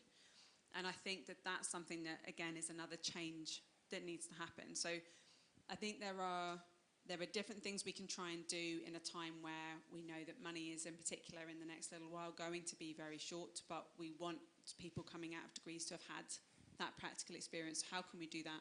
Other ways we've tried to do that is through these pots of money from the National Transition Training Fund and from the ATSTN to deliver these kind of reskilling, upskilling. And these have been, whether they've been 3 days at, say, Roslin CT, or they've been between Merck and Ayrshire College, or they've been Edinburgh Napier. We've been able to deliver some, and the feedback from the students, you know, has been overwhelming. They've just found it, because they do need to understand the context of what they're learning inside the university. So I hear you completely, and it is very challenging. We also I have the careers services across, so they're connected across Scotland, the careers service. And they've been in touch with me about how can we try and have a bit more signposting so that if companies have internships, we could try and make them more accessible to the students. So I think there's a number of different things we can do. I don't think there's going to be a huge flurry of funding for them anytime soon, but hopefully maybe universities could start to see that how could they integrate them. into their programme better. Thank you, Ali. Last word from Yvonne. Yeah, so just to say, so we will have a MOOC internship programme next year, so we're going to have 15. We've got that budget for that next year. We're also working with Stirling University, and it's more of a placement. They want them to have a 5-week opportunity to come and experience it, have a little project and then go back. So we're going to be looking to do that in March next year. And then also we want to bring it down a level. It doesn't always have to be universities. So let's look at the colleges and let's look at modern apprenticeships. So we've done it in the past and dabbled with it, but not really a proper serious programme.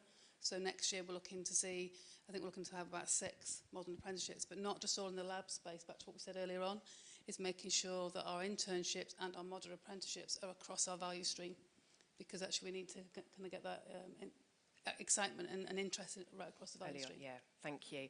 And Ali, you sort of made that point about context, and I had an experience a few months ago where I did some school assemblies off the back of an expedition that I did that I'll tell you all about one day.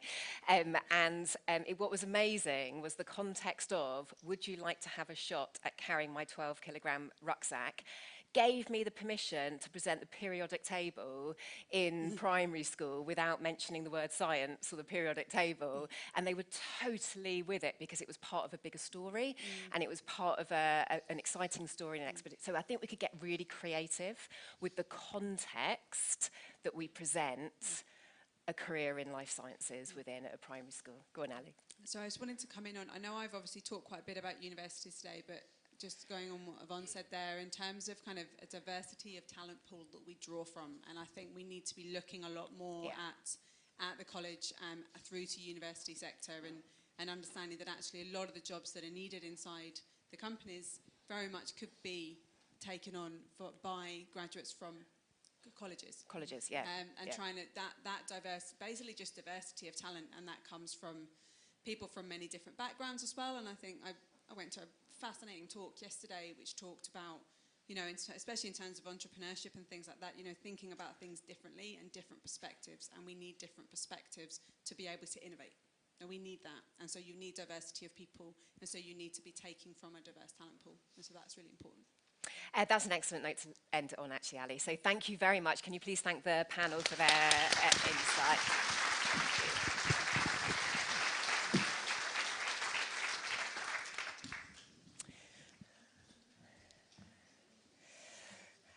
So the very observant people in the room will know that we are running slightly late. We're going to make that time back over lunch, so do not worry. But I am going to swiftly move on to our next session and our next speaker. So our next speaker is a professor of medicine at the University of Glasgow, but she's here in her role, her recent change in role to the Chief Scientist for Health. And the thing with this next speaker is that she's held a number of really key leadership roles, both in academia, but also in the NHS, including being on the board for NHS Greater Clyde, Glasgow and Greater Clyde Health Board. So she's really, really got that insight of what the opportunity is in academia, but how the NHS operates. And in her new role, she's joined the industry leadership group as well. So she is absolutely at the heart of the triple helix. And I'd really like to therefore welcome Professor Dame Anna Dominicek to the stage, and we will have a conversation after her short presentation. Thank you. Thank you so much. This type of introduction's very dangerous because it's downhill after that, as you all know. We're running late, so I'll be fast, or as fast as I can, because the topic, as you know, is important and slightly different to what you've heard so far. What I would like to talk about is innovation as an enabler of recovery, reform, and sustainability in our health and social care. Yes, it's extremely important to build things. Innovation, for me, is impossible without industry. That's sine qua non. But we also have our NHS that I value greatly. Indeed, that's why I am here. And we need to make absolutely sure that it stays healthy for our future. And it isn't at the moment, that's the truth.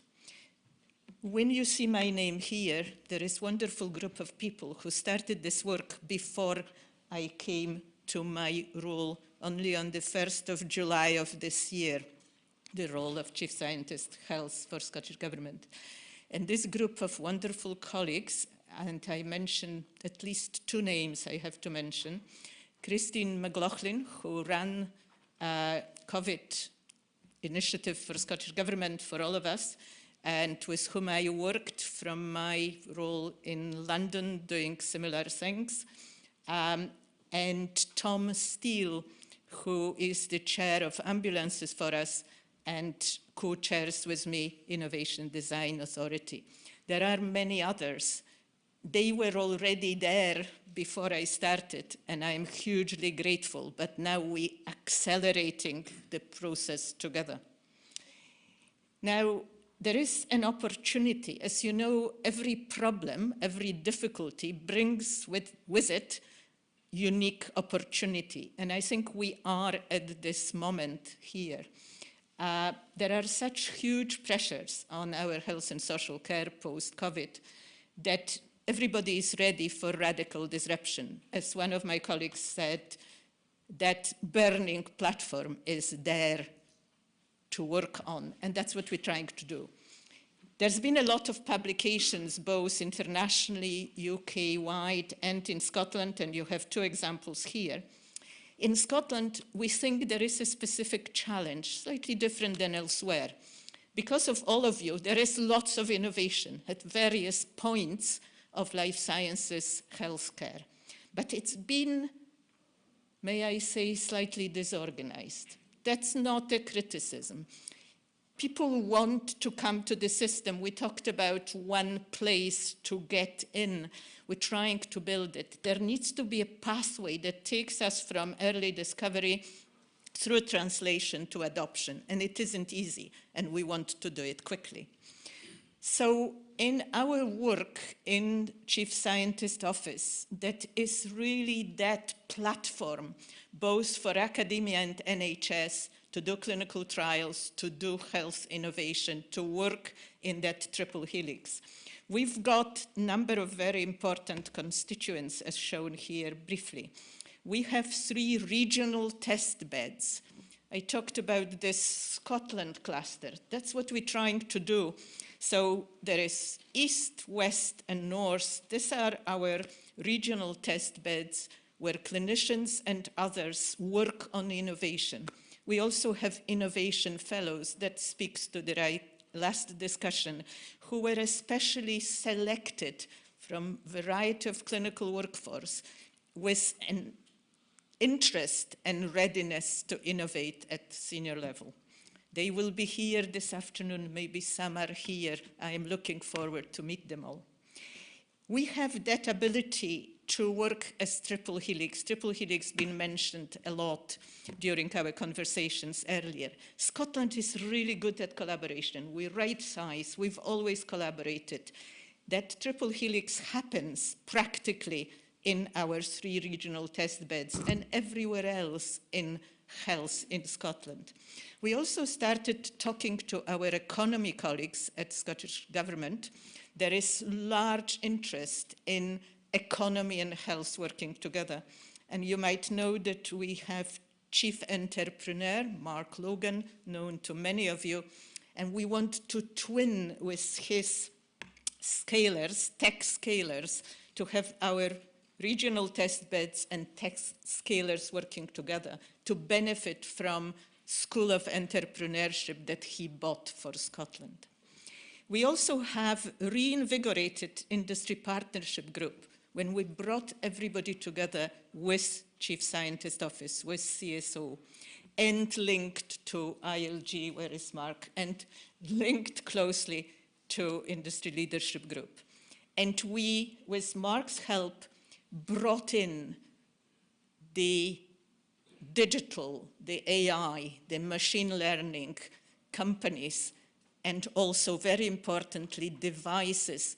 There was this sort of thinking that it's all big pharma. Of course it isn't. It's all of you, and we all need to work together. So moving from this, that was our R&D, that's our base, that's where we provide platform. From there, we want to have once for Scotland approach to innovation adoption that comes from Scottish Government, but works with everybody involved. And you see here, we have 14 territorial health boards. Compare this with hundreds of trusts in England. Must be easier, yeah? We must be at the forefront, please. We have a governance. We have a governance now established, which is this Innovation Design Authority that I have a pleasure to co-chair with Tom Steele. As you know, Tom comes from industry. We have different backgrounds, but we pull together to understand that whole environment. And of course, we have our national health boards. You aware of Public Health Scotland, relatively new, NHS Education Scotland, hugely important for discussions we've just had, Healthcare Improvement Scotland. All those come together to help us to evaluate during our pathway to innovation, every innovation that is worth, that is radical enough to be that one quickly implemented and adopted once for Scotland. And this is the pathway. And those of you who are familiar with Green Book and major projects will see something really familiar, yeah? There are these gateway stages. I did Green Book projects, very, very painful. We tried to make it simpler, but to keep the quality control. Of course, you can't implement things to health that are not checked, that don't have everything that they need checked on the way. So you see that pipeline. It isn't one way in, but I wanted to stress that in addition to our test beds, there is Scotland Innovates. I don't know if you're familiar with this new website. It's not just for health innovation, it's for everything. But it is then received by our NSS colleagues and assessed as far as health is concerned. So there is an effort for this one entry, one way in. But of course, we also need to have you suggesting innovations, academia, NHS colleagues. That's the pipeline.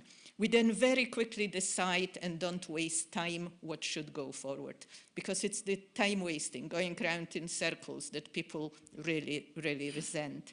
And as you see here, we talk to chief executives of our territorial health boards. We talk all the time, because you can't adopt something that people don't want to adopt.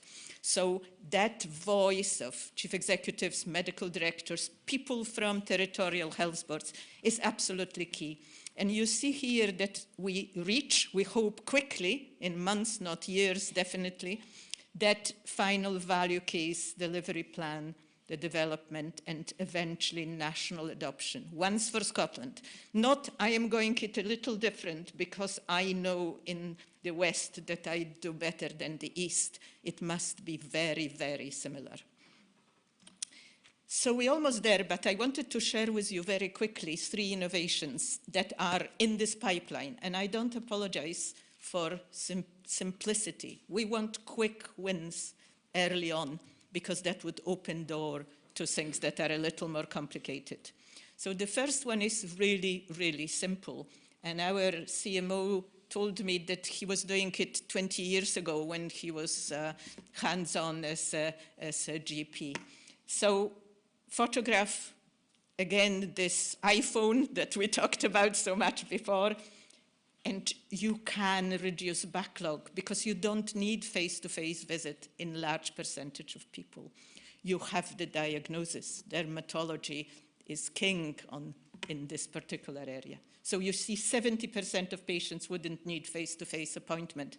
Things will go much quicker, sometimes even directly to surgery. And that would be one example for those who know about skin changes. The second is different. This is type 1 diabetes, insulin-dependent diabetes, closed-loop system. It is already in some places in Scotland, but not everywhere. It gives us chest pain, that it's not everywhere.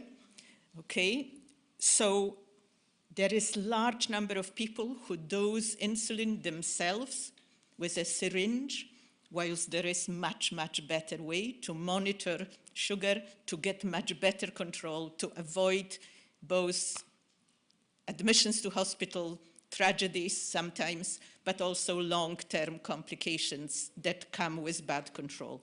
We can do it. We evaluating how to do it. This is particularly important for children and young people. I have seen in my medical life at the acute receiving front lots of young people with so-called brittle diabetes, frequent hospital admissions, tragedies. This can be avoided. That is something that brings value to everybody. And the last but not least, slightly more complicated, pharmacogenomics.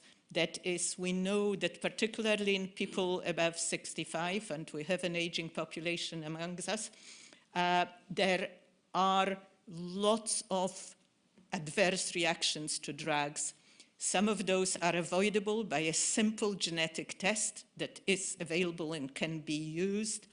This is, again, value for patients and huge value for the NHS. In the in silico analysis that was done in Greater Glasgow and Clyde Health Board through the Living Laboratory for Precision Medicine, it showed that enormous saving in millions just for one health board. Look at the whole Scotland. I just mentioned precision medicine and Living Laboratory. I can't leave this room without mentioning precision medicine. It is great time now because Scottish Enterprise just commissioned, and this is a slide from this commission, the precision medicine gap analysis for Scotland. And as you see here, it's huge globally. It quadrupled its global market, but also we're really, really good at it in Scotland. And we still, this is 10 years, our innovation center was funded in 2013 initially. We still are on the top of various ways of looking at precision medicine, both UK-wide and internationally. And I think there is huge opportunity here for all of us because many companies here do precision medicine, they just don't call it that. So this is more work to do in the future, I think. So by working together in a triple helix, we can help our NHS, and I believe that healthcare that is free at the point of delivery is absolutely crucial for Scotland and many, many other populations. But let's keep it there for Scotland. I think we can help our patients and communities, but also grow the economy. And for today's gathering, we can really do it. High-value jobs, growth creation, that's what we can do if we all work together. Thank you, Alex. I hope I haven't extended my permitted time.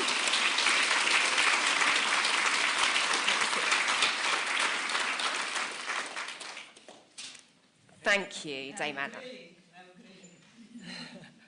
There's a microphone here for you. There we are. Okay, so I'm going to jump in and ask a couple of questions first, but can you be ready to ask your question if you've got one front of mind?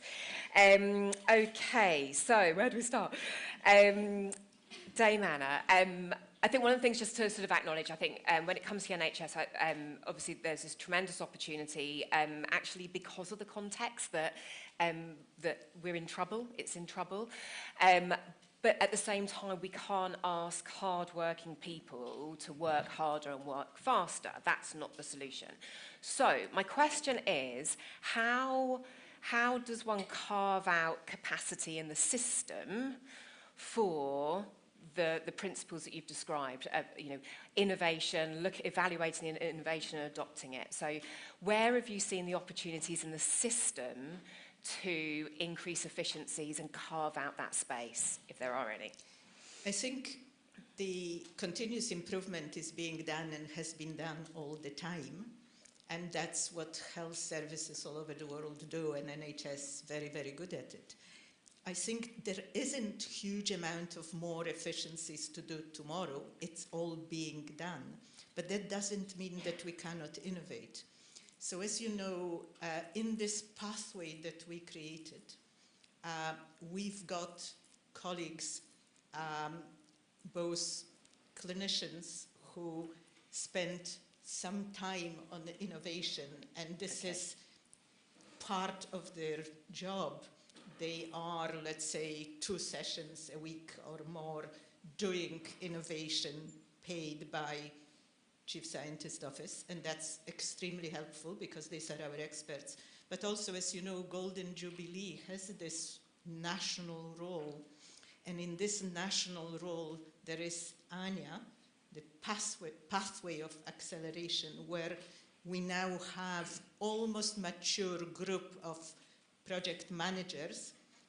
By December, so soon, this would be fully mature team that will be responsible for bringing this innovation to that pathway that I outlined to be assessed. So there is a lot of work going on, still too small scale. We can do more, but we need these early wins. We have support from the government. We have had ministers listening to that pathway idea and hugely supportive of this. So I think 2, 3 early wins and the door will open to do more and faster. And I have to pick up on something that I think from industry, and also often finding myself coaching startups and innovators and entrepreneurs and breaking the news to them that actually they need to engage with 200 CCGs and 14 health boards at some point. I have to pick up on this once for Scotland approach. I mean, because that sounds pretty game-changing. So what does that look like, and what are you hoping? What are your hopes for that? Right, so we're starting small, as you have seen. We can't promise that we'll do 100 things at the same time once for Scotland. So there will be prioritization and selection. We might get it wrong. Of course, we all know, it wasn't spoken much today, that when you innovate, you also get things wrong, and you need to be prepared to fail, which difficult in current times. But I think the Once for Scotland means that once the innovation has been prioritized and had gone as quickly as possible with all the safety valves through that pathway, and Innovation Design Authority together with 14 territorial health boards agreed it as something to be adopted, it will be adopted in all 14 health boards as identical as possible, provided our digital, IT, everything is ready to do it once for Scotland the same way. And here, all the systems need to grow and be ready for it, because what we see, as you've seen in my examples, the majority of these innovations have digital AI element, and they will always do. That's how it works. So actually, I'm going to pick up on that as well, because you did also say right at the beginning of your presentation that actually it's not just pharma, it's medical devices. Actually, we need to talk about social care as well. Does this include social care? Yes. Okay. So our ambition is, as title would suggest, that we want to work with health and social care. Okay. We can't do everything on day one. There is a plan and discussion ongoing with social care colleagues. Some of the same innovations are transferable to social care, but there will be specifically social care type of innovations. Okay, but it does capture that. Yeah. So I guess my question is, it takes a long time to discover and develop novel therapeutics and molecules. It actually still takes a long time to make medical devices. Maybe not so much digital, but we're still talking a decent amount of time. So what's the horizon scanning like in terms of what you anticipate the problems to be in 5, 8, 10 years? Will industry get that insight so that it's aligned with the reality of the timelines? Yeah, so part of our activity is horizon scanning internationally.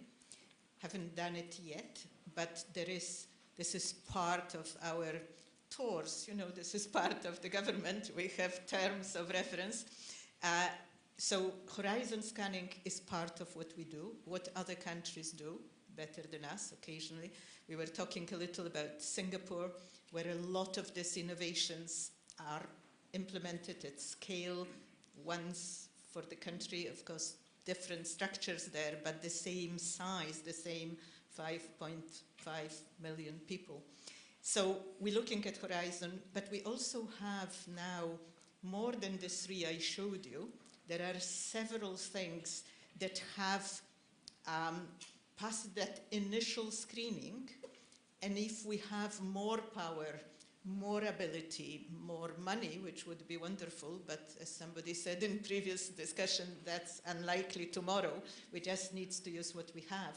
There are many other innovations ready for that pathway. Okay. So we already have things. They will be very much digital, a lot of AI, a lot of devices, because pharma and new drugs are really international activity, yeah? So when it comes everywhere. A lot of this will be, I hope, local companies bringing things that can be developed in Scotland and then sold all over the world, exported successfully. Okay, and I think, and also, you know, you did make that point of being really pragmatic of some quick wins. Let's get some quick wins in the system. So can we talk about that decision-making process? Yeah. It's something I asked you before, and when we met separately, and I really would like you to share your insight with the audience about. So I asked you, will the industry know what the decision-making criteria is along the way, or will it be bespoke? Will it be specific to the technology? And you raised a really interesting topic about appetite for risk. Yeah, so colleagues are working on general criteria, but depending on part of medicine, whether this is, complex neurosurgery we're discussing, or dermatology, as you saw, there will be different criteria, of course. The safety is different, things are different. But it's this risk appetite that is very, very important part of our discussions. We want Innovation Design Authority to have really high risk appetite and not to be afraid that some things will fail, because they have to. We cannot be always right. We won't be. So high risk appetite and sharing this high risk appetite with our senior colleagues across Scottish Government, with our ministers, preparing people that if we don't take risk, we're not going to innovate. And there's so many opportunities to increase the appetite for risk, aren't there, without compromising, say, patient safety, for example. We're not, it's not that binary. It's just at every step of the way, there's an opportunity to have a slightly higher appetite for risk. Are there any questions from the audience that we can get a microphone to? We've got one here from Poonam and one from Dave. I'll come to here before I ask my next question, Poonam. Thank you, Alex. Thank you, Damon. That was a very, I suppose, empowering and inspirational to hear that Once for Scotland approach is happening alongside the IDA, which is probably looking to sort lots of challenges that companies in the sector face. One of the challenges, which I'm pretty sure everybody who's working in the sector understands, is that our companies are needing to go and prove themselves abroad before they can sell into NHS, and that's been, which was proven in terms of our export market, probably that companies are there. So while the adoption process is working, and it's also very positive to hear working with Mark on the tech scalers and DG Economy, in terms of the government's policy about NHS adoption is different. Can you shed light on some discussions in terms of the procurement for NHS? How is that working? Because if adoption is there, it's sitting on the paper. But like every other sector in sustainability, we are talking local first. Can it be that Scottish companies and companies locally be at that forefront if they have proven and passed through that litmus test? Yeah, so that's really, really important. Thank you for this question. Part of this national stages, gateways, is procurement very early. So there is a group of colleagues who in NSS, as it happens, but also national procurement colleagues who've been advising on this. There will be the procurement will be addressed extremely early in the process. So once things past my red stage, then we will start deciding about procurement. One of the problems in the previous, more disorganized, as I described it, pathway was that it wasn't happening till very, very late in the process and then delayed the adoption. So very early discussion, perhaps open procurement, something we haven't used much but will be discussed if appropriate. So I hope that will speed things up. We won't have any surprises at the very end. Thank you. There's a question here from Dave. Thanks, Anna. I love everything we've heard today. It's absolutely fantastic and exciting. I guess the question I've got is that what does success look like? So we're sitting here in 2 years' time. Is it going to be a financial benefit return? Is it more products through the system faster? I'd be interested in your thoughts about what you think declaring victory would be in 2 years' time. Yes. So I think it will be complex because we also want to add value for the patients. So you've seen there, and in this value proposition, there will be a lot of thinking about making the NHS better organized, more modern, more efficient, but also value for individual. Victory to the UCU! Victory to the UCU! Victory to the UCU! Victory to the UCU! You've all attended here, but our lecturers are on strike for us in tickets. They are on strike for us as well as students. Their conditions, they're expected to work more and get paid less. Would you all do that? Would you all work more and get paid less? Ask yourself that seriously. We're expected to live in shit student accommodation. Our staff's underpaid. There's a mental health crisis. I know you aren't part of this university, but you've crossed the picket line. That's disrespectful. Do you respect ticket line? Thank you for making your point. Thank you.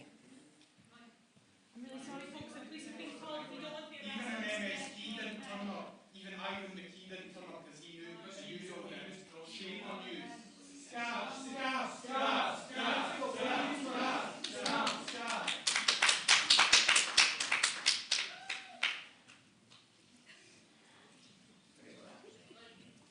Thank you. Thank you.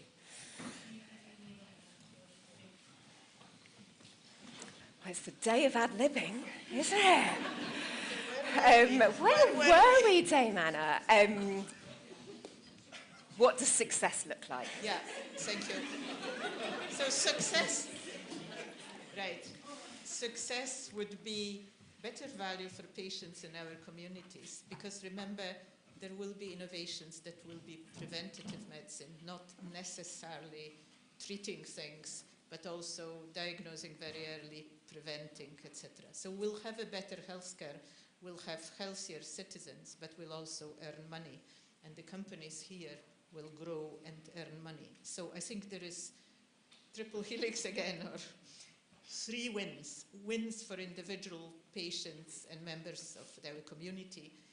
Wins for the community as a whole, more people in work, more people not homesick, etc.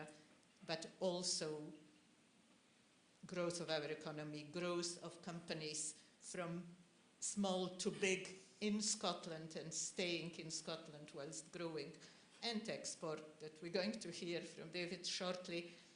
And I suppose Scotland is the place to come to for innovators, both home innovators and international innovators. Don't forget inward investment. I would like Scottish triple helix, Scottish health system to be a magnet for others to come and spend money here.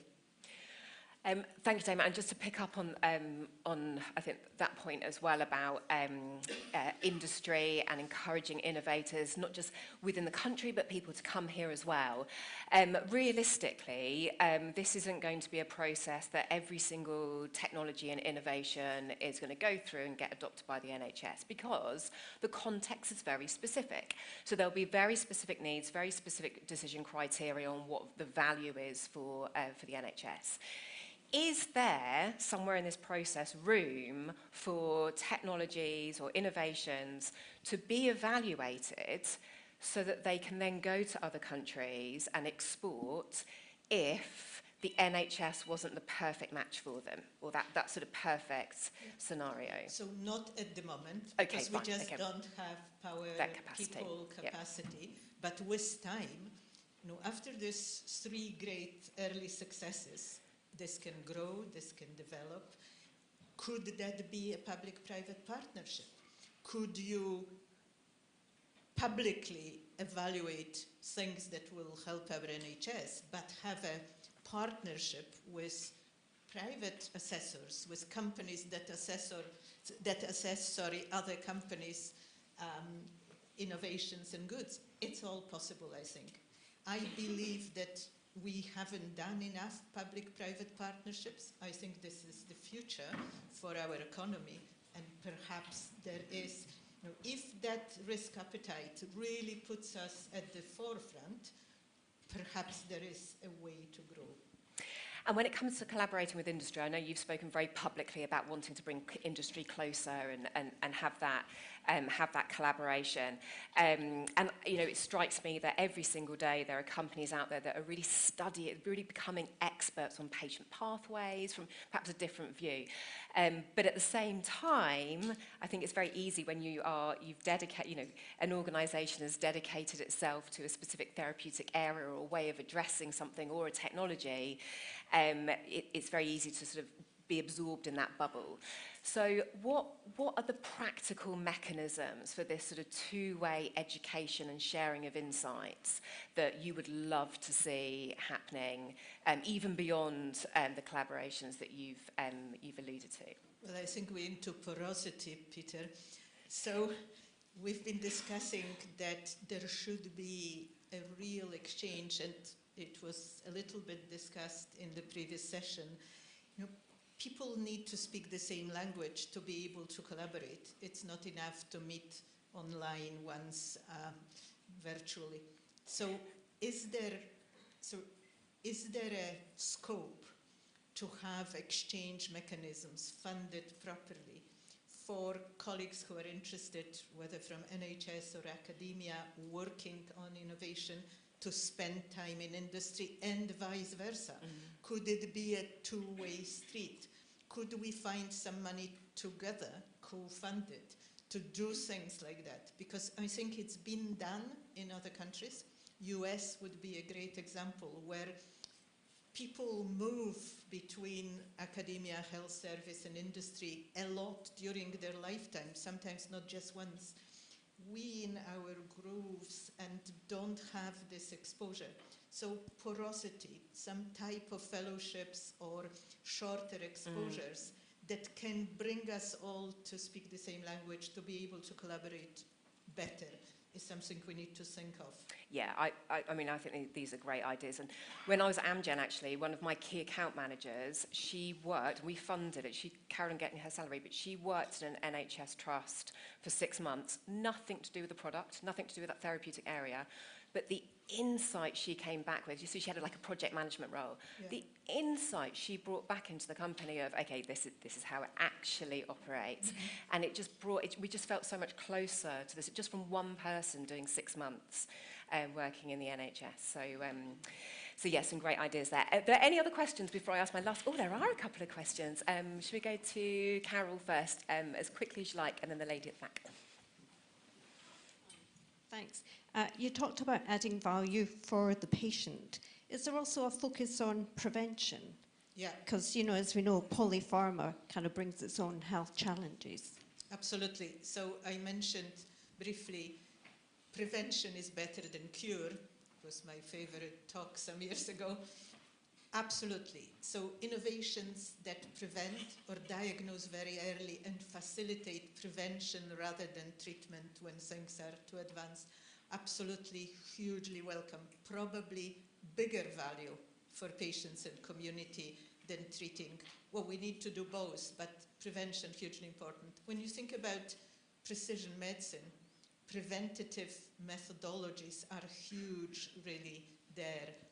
Genomics, other omics, that test before any symptoms appear. That is really the holy grail of all that we're doing, I think. Thank you. And one very last, very quick question, please.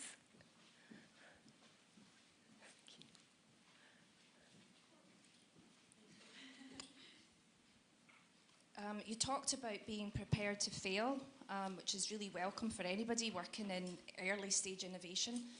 I was wondering, is there a plan for how you would share the lessons learned from things going through the process that do fail to help prevent that happening again?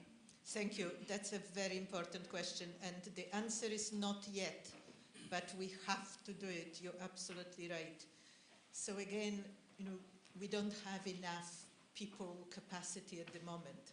But as we grow, there is already discussion there that even things that are not taken forward, don't yet fail, but for whatever reason have not been taken forward to the entire pathway early on, also need some management, what to do next, advice, etc.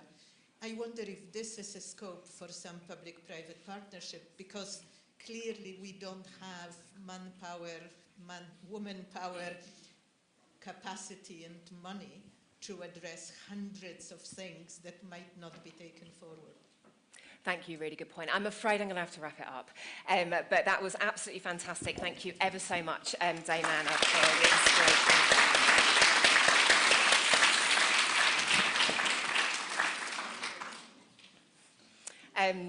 I'm not going to lie, I've sort of, having worked in market access and marketing in the pharmaceutical industry for 15 years, I sometimes find it slightly overwhelming, the idea of getting innovations adopted in the NHS.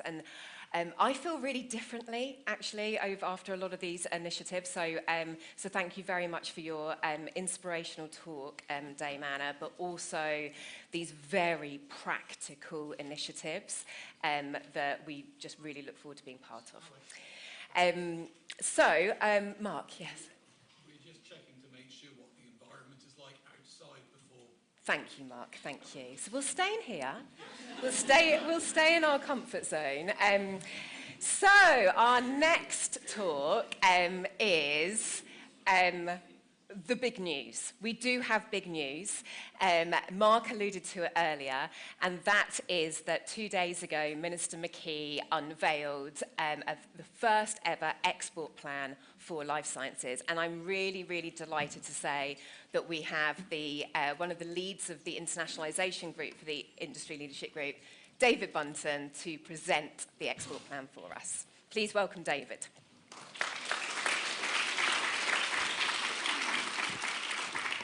Thank you, Alex. Good morning, everyone. It's a pleasure to be here and to give you some background to the export plan. So I also, like Catherine, having just recovered from a cold, so I apologise. We're really excited to talk about the plan because there is a lot of work done into this over the past year. As Mark said in his introduction, it's a hugely exciting time for the life science sector. The enormous contribution that's been made by the sector through COVID, the growth prospects for the sector, and we heard from Mark about the numbers involved, which are quite staggering. Over 7 billion revenue. In 2019, when we had our most recent set of full figures from 2019, we're almost certainly way past that now. And of that 7.4 billion, 3 billion in exports. What we also know is that from 2010 to 2019, exports grew by 80%. So there is a tremendous amount of work going on by the companies. We've got over 700 companies in Scotland that are contributing to these exports. I see the little slide advancer has disappeared, but hopefully the mouse works. There, nope. Try the arrows. It's advancing okay on that. Yep, that's great. So to give you some background to how we came about with the plan. So the internationalisation subgroup, that's a group within the industry leadership group, co-chaired by myself and John McNeill from MSD, who's here somewhere, it includes a number of industry stakeholders and also the public sector agencies. Really that triple helix that Damana described is within that group, and we're looking closely at how we can drive up exports. We took an ecosystem-wide approach. That means we involved everyone that's relevant voices in this area. And the aim was to support Scottish companies to grow their international business.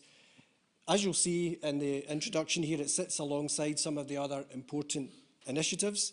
What's really come out from the discussions this morning is that the themes that have come out in the plan are very much reflected in the hot topics for today.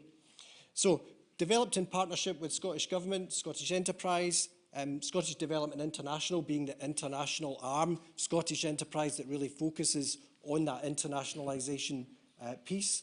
The Industry Leadership Group and consultation with over 200 parties through that process. I really need to thank Alex Dalrymple and Deborah McGregor from SDI because they have pulled all that together, this huge amount of information from March through to August where that consultation took place and pulled that into a coherent document and, more importantly, key actions that we're going to describe this morning. So, as you'll see, a number of those industry and public sector groups that contributed. And as Alex mentioned, it's there in your email inbox to download the full plan at your leisure. In terms of the information that we used, the information that was gathered, it was very much a data-based approach. The aim was to support SMEs to grow their exports. And the reason for that was when we looked at the data for exports in the sector as a whole, we could see that there's a mix of large companies, medium-sized companies and small companies. And there are industry-wide accepted definitions of those different businesses. But by and large, we have focused on small businesses in the export plan because the large companies tend to have very well-developed export strategies. They are self-sufficient in many of those regards. What helps them to export are things around infrastructure, the skills that we heard about, inward investment. These are areas that are addressed and are really critical, but they're addressed in other initiatives and other plans that are already underway. SMEs are at a very critical stage in their life cycle. They often need that extra support. It's a challenging time to be an SME right now, as we're all aware, in terms of raising investment and funding. And we think we can make a real difference to growing those SMEs. And in Scotland, we can see some of the large companies that are embedded here are often ones that started out as SMEs. So we've looked at the established sectors within life science. Mark again described those very nicely, that our two biggest sectors are medtech, healthcare, and then pharma, which is pharma services. So that means companies that are providing services to enable the research or production of pharmaceuticals, and then pharmaceutical manufacturing itself. But we also have really exciting sectors in digital health, the AAA sector, as it's called, of animal health, agri-tech, aquaculture, and increasingly industrial biotechnology, and we have an innovation centre here in that area. The target markets that we identified, well, again, we heard about the US. I'll say a little bit more about that later on, but it is a global sector, so we do see opportunities across the globe for our companies, in particular Asia-Pacific for digital health. There's opportunities across Middle East and Africa for that sector as well. Now, I'm just briefly going to touch on this because I think it's already been discussed, and a number of these points we heard from Damana about the exciting opportunities around the triple helix and adoption within the NHS, and certainly that came through as a key theme in the feedback, was about adoption of products, services, new technologies into the NHS to demonstrate the value of new product services and enable exports. But as we've heard, that is addressed through other initiatives. So we didn't make it a central focus of this plan because we didn't want to duplicate effort. Similarly, inward investment, very well addressed through the Campbell report of December 2021. But we do understand that this skills development, access to funding, it's all critical to export growth. You can't separate it all into parts. It's all interconnected, and it's vital that we get all of this working together. However, we did pull out 4 key themes that we feel were new, and they build on top of existing work that's going on in the agencies, particularly SDI. The first of these was about supporting SMEs to realise their global potential. There's 4 different sub-actions within this. First one's about market support mechanisms.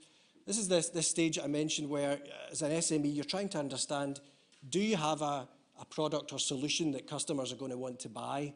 And very often, I know that we've been that through the startup process myself, it's very difficult to understand at that early stage, is someone actually going to put their hand in their pocket and buy the product or service that you have developed?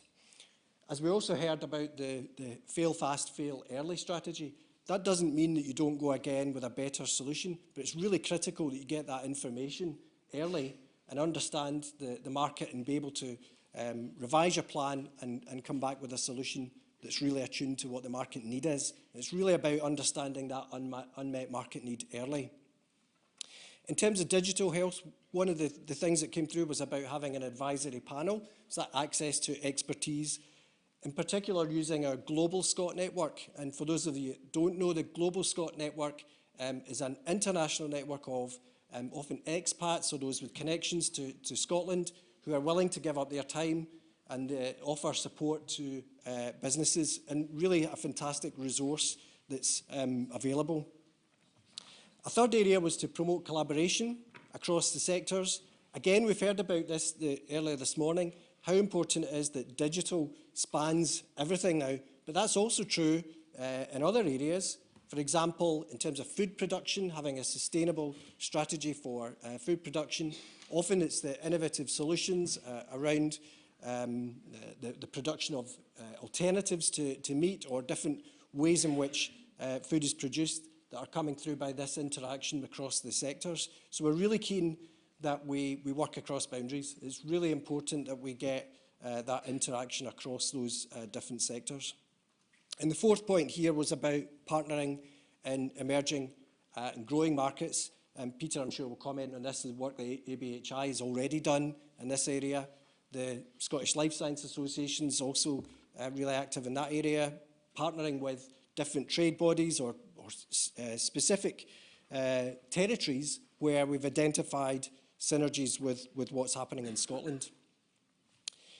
The second theme was about helping SMEs access the right expertise at the right time. Again, we had the question from Dave earlier about how do you know where to go and where do we find that support. That came across quite strongly again in the feedback. So through the actions here, we are, again, with SDI being the key point of entry for SMEs looking for that support, is to have better access to regulatory expertise. This was important for all the sectors. Particular feedback from medtech, healthcare area, where there are challenges around reimbursement mechanisms that can often be complex. The landscape for approval is complex. We heard, again, I think it was mentioned earlier, about getting approval in the US from the FDA as a first step to then enable further sales, and it being the biggest market typically. The second area was more technical expertise. So this is more around supporting the sales process, the exporting process, sometimes about overlaps with skills. So there's already the international selling programme, or the international e-commerce programmes that SDI offer. So it's about making that awareness of that. And also what was important here was listening to feedback from everyone here about what other types of technical expertise you would like to see offered. The third area around doing business in the US. It's the biggest market by far. We already focus heavily in the US and we do very well in exporting to the US, but it's, there's such growth potential there, we can do even better. So we're going to recruit an additional SDI specialist to work in the territory, develop strategic partnerships through a number of relevant conferences such as BIO, which is mainly focused around pharma, AdvaMed, around medtech healthcare. And the fourth point, why we're all here today, especially post-COVID, because it's something we've not been able to do as much as we all would like, is building connections, sharing knowledge, developing those skills. So what happens next? Well, this plan is your plan. I really can't emphasise enough that this is just the starting point. We're launching the plan, but it doesn't matter unless we follow through in the actions, and there's a collective responsibility for us all to do that. We need to work together, and we need to revise the plan as we go. We won't have a static plan that just sits there. We're going to continue to look at that through the internationalisation group of the ILG, but we want to hear from you about what you need going forward, and we'll refresh that every 3 years. So really, the final point is just to say get involved. Please talk to us through the ILG, talk to SDI, anyone, as we heard earlier, the first person you speak to, if they can't help, they will direct you to someone who can. So please join us in driving up exports. Thanks very much.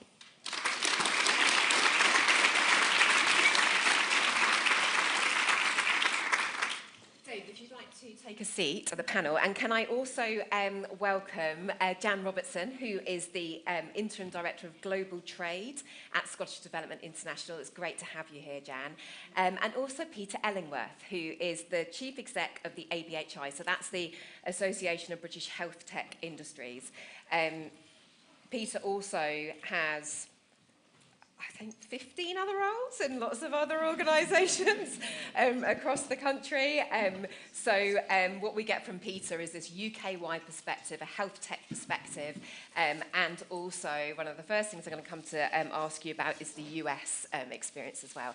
So thank you very much, David, for sharing the key points of what was actually a tremendous amount of work that went into understanding the opportunities, the enablers, and perhaps the barriers that could be further addressed to help companies export more.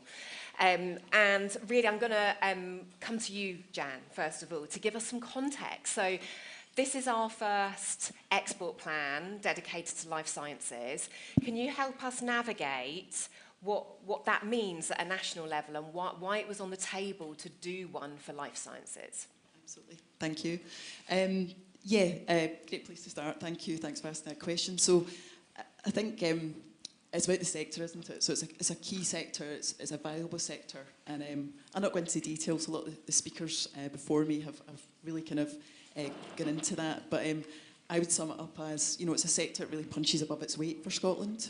And I would look at that through kind of two lenses. So the economic lens, which we've talked a bit about today. So it's a key sector, so 7.4 billion, but growing quickly, which is key for our economy. It's also a productive sector. So if you look at it, the companies, what they produce, and compare that to maybe some other sectors in Scotland, it's more productive, and that's really important for our economy. And also the high-value jobs. So we talked about, I think it's 41,000 across the whole kind of sector.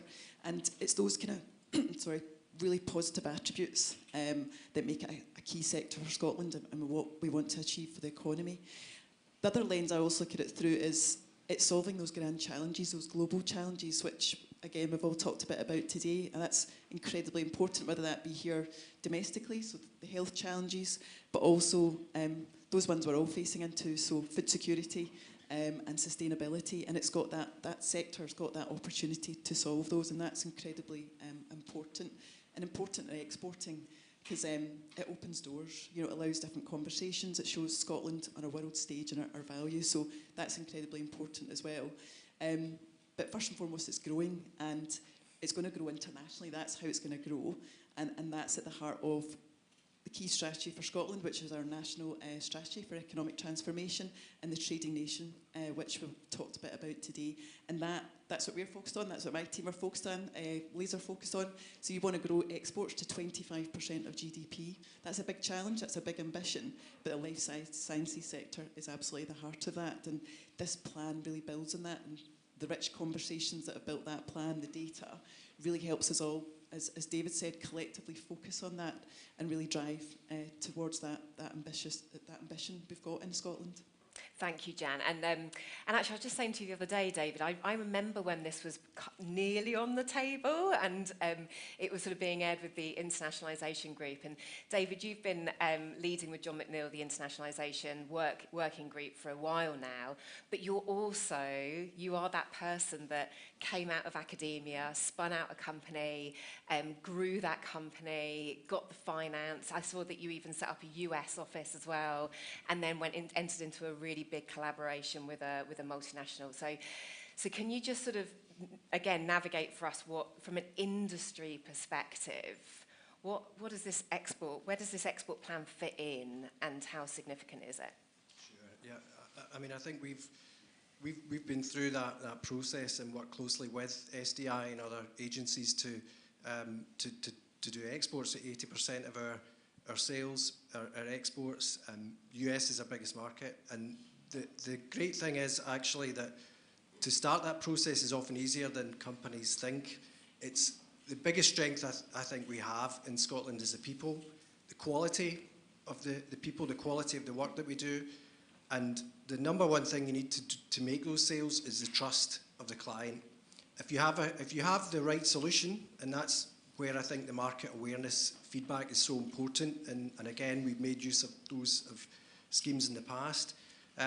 If you have a solution that people are willing to buy, then you have to get the credibility across to those customers. It's not about being, a flashy salesperson.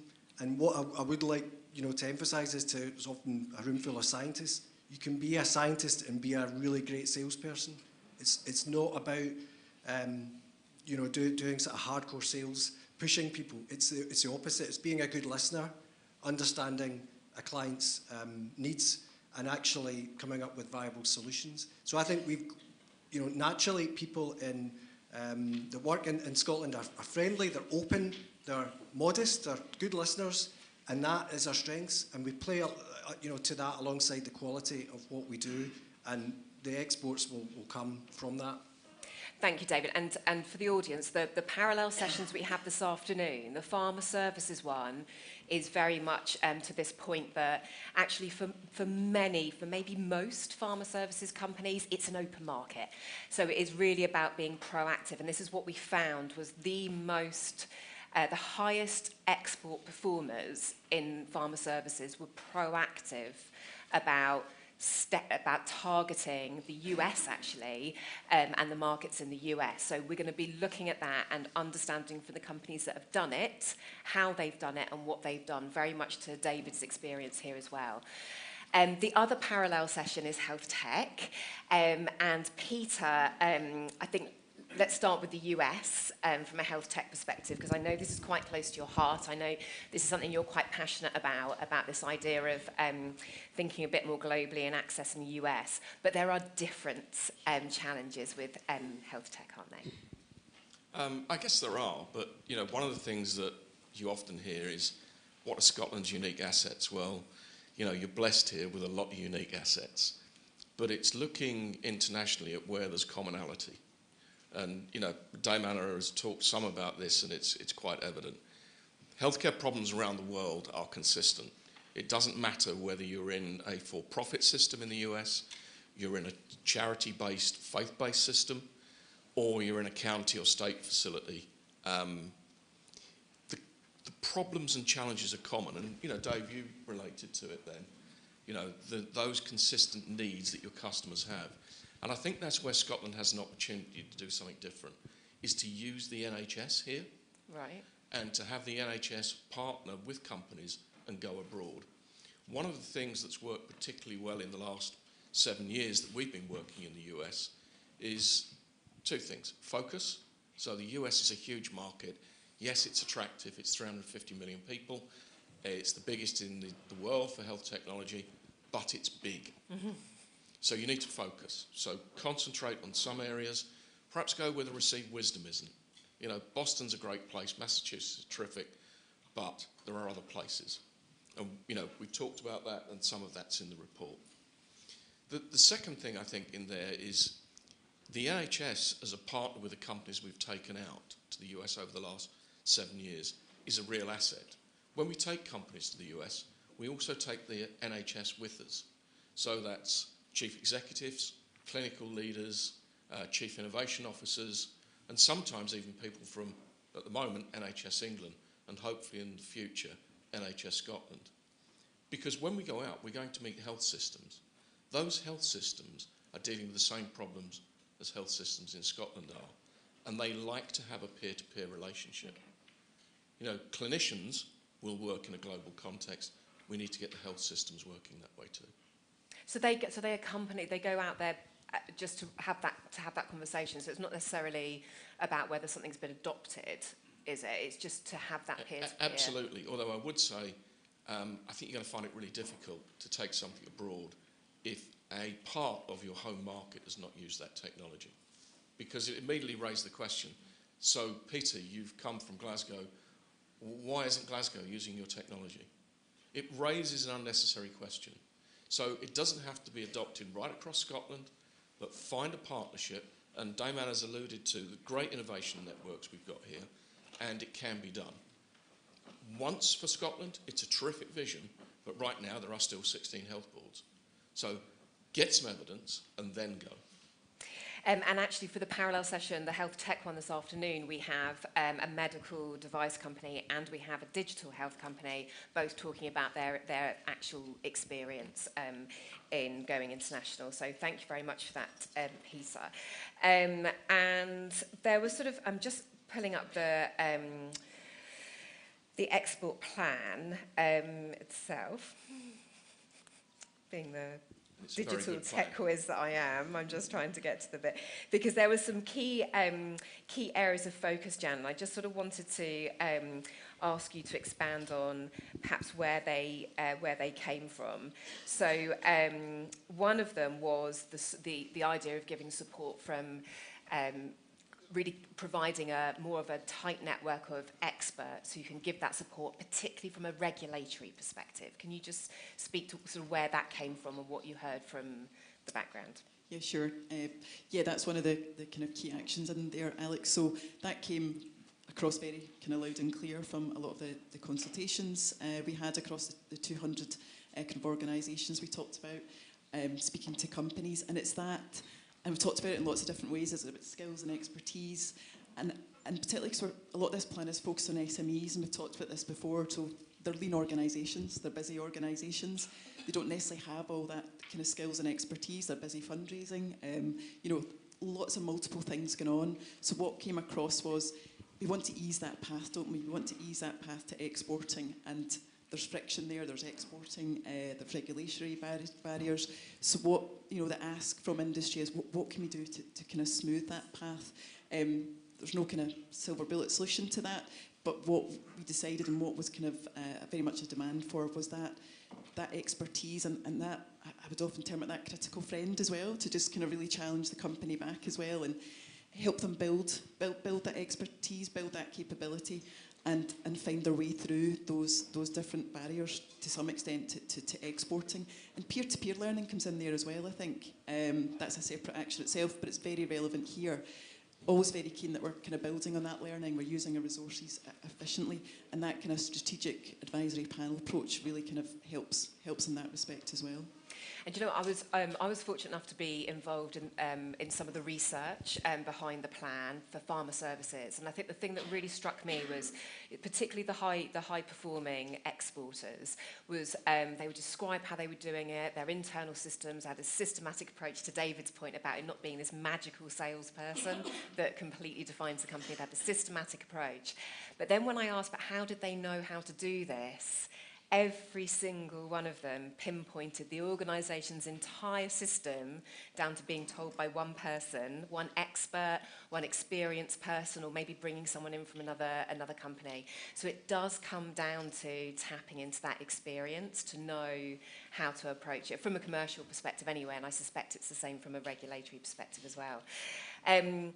And the other thing that that came up from the plan as well was David talked about emerging markets and the growing opportunities. Jan, can you just speak to what we mean by that as well? What are those emerging opportunities? Yeah, so I think particularly the plan and what came out loud and clear was the AAA kind of market as an emerging opportunity. So that is one that's definitely there, but I think there's a bit of work to do around that. It is a huge opportunity for the sector, but there needs to be more of that cross-collaboration across the sector to really fully understand, one, what the capabilities we have in Scotland, and then two, to match-make that to the opportunities overseas. And they're huge, they're massive. But similar to maybe what we've been talking about with the NHS, we need to be a bit more organised about that. And when we go to market, we've got a very clear offering, and we target those resources, so we really optimise the opportunity and the real kind of talent we have across AAA. But there's that piece about just organising a bit, but what is that for Scotland? What does the sector look like, and where can we optimise that export potential across that sector? So a few work started on that already, which is really promising. So some research is going into that work, and we're commissioning another piece of work early next year to really start to bring all that together and make sure we drive that forward, because speed is something that a bit of a theme we've talked about today is important as well. So that action's really about driving that forward for the sector. Thanks, Jan. And so the other point here about navigating the regulatory frameworks as well. So Peter, this isn't specific to Scotland, though, is it? This is a UK-wide topic. So where are we at with that? And what do you think is great about sort of having this defined support for navigating the regulatory frameworks? Well, I'd like just to come back off your piece on speed, firstly, because you've got a great report here. I think we just need to get on with it. We need to get out there. We need to take the universities. We need to take some of the health system. I know there's a crisis. There's a crisis all around the world. We need to start taking them. So let's act with a bit of urgency here. On regulation, yes, of course, advice for other markets, but perhaps not the answer you wanted here. We've wasted 6 years post-Brexit. Brexit was meant to bring us a bonus to the United Kingdom as a whole. We've suffered for the last 6 years under the illusion and a significant barrier worldwide of saying we're going to have a unique regulatory system in the UK called the UK CA mark. It's been something of a mystery.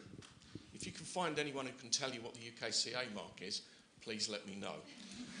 However, those freedoms afforded us could be of great benefit. 85% of diagnostic and device regulation worldwide under the IMDRF principles, that's the International Medical Device Regulatory Forum, bit of a mouthful, 85% of regulations are common. Now, what we don't need to do in the UK is create a new system. Okay. We need to recognise other systems around the world. So there isn't an answer today, Alex. Hopefully there is going to be a pathway soon that says we'll get to that golden bullet, that says actually the UK will look to other established regulatory systems other than just CE mark around the world and say we'll work with them. Frankly, the FDA, the 510K process, not easy, but is infinitely faster than EU CE mark. Most international companies in our field in health technology are not prioritising Europe because of where the MDR process is going and IVDR. Okay. They are prioritising 510Ks. I think we have an opportunity. If this comes through, the gates are open. Okay. And that's what we are very actively working on. Passionate about it, we'll get there. But for now, I would say go to the US, get a 510K, because that'll open up an awful lot of the world for you. Okay, and I think answer to a great question. Thank you.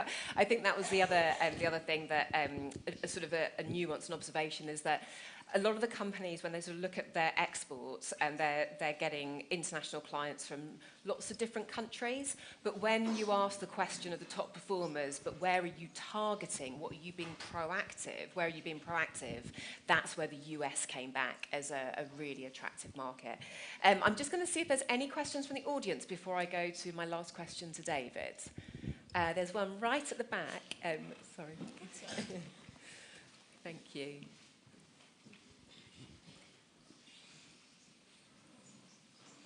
And to Jan's point about the emerging sort of animal health, aquaculture and agritech, which, by the way, you will see some pretty impressive figures of what those sectors look like in the export plan. We, of course, have a parallel session dedicated to that with some really tremendous success stories. We've got some really, really high-quality companies presenting in that session.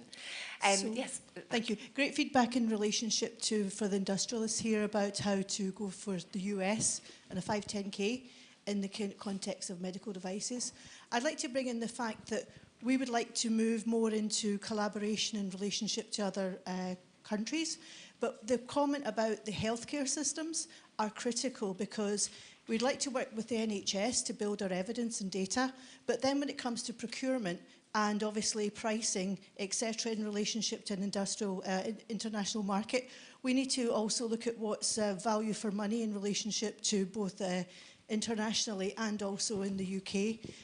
Some companies would maybe say that we'd like to do development with the NHS, but when it comes to pricing and performance related to clinical evidence, that becomes a very sticky situation. Comments on that?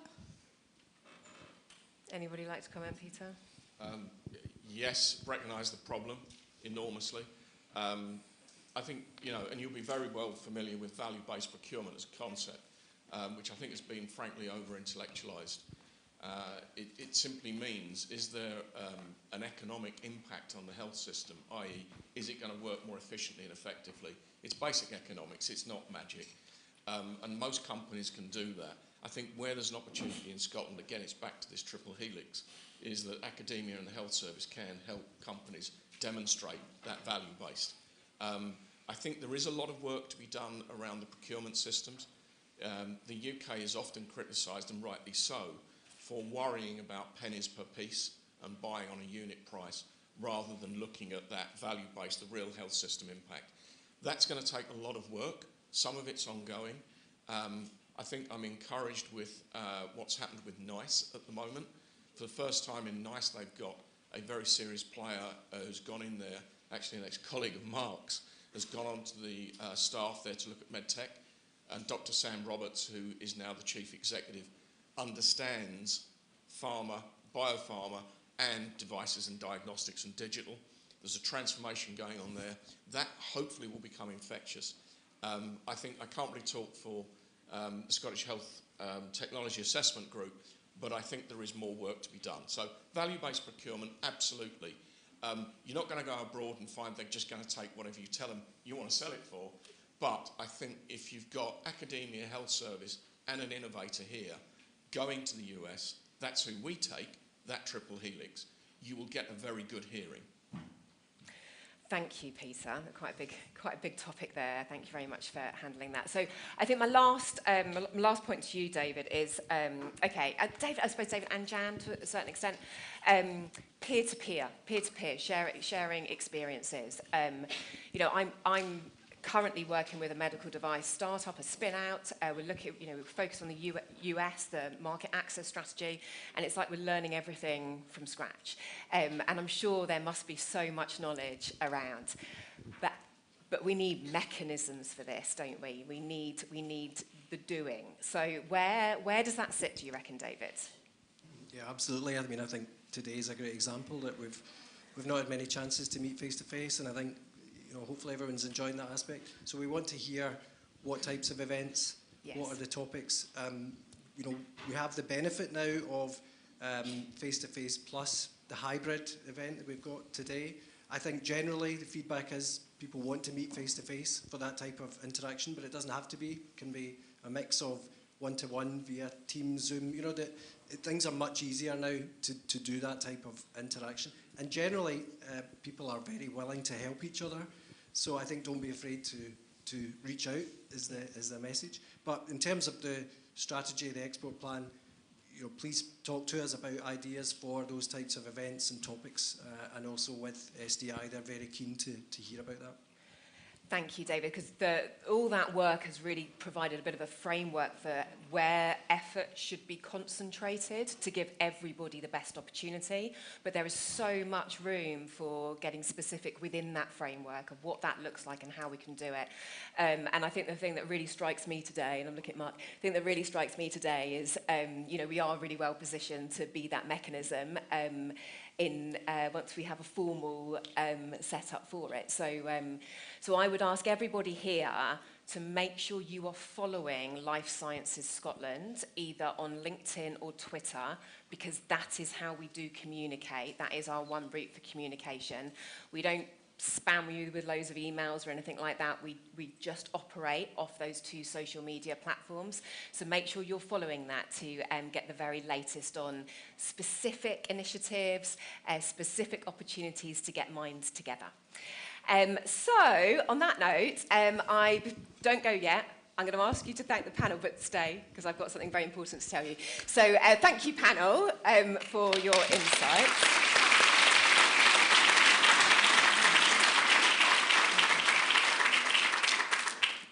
Sorry for being really bossy. Because of the circumstances, security have sort of upped themselves a little bit, and I've been asked to advise you that they will be looking for your badges and your lanyards if you go outside or sort of wander around a little bit. They'll only let you in with your lanyards on. I need to find mine so that I can come back. And we will be back at... it will be, we're back in our parallel sessions. Right, so we're back in parallel sessions. So please pick the session you want to go into. There will be some information about that session in your programme. Pharma services, very, very focused on how companies have accessed the US and some insight into how you can build a systematic approach to, a proactive systematic approach to accessing the US.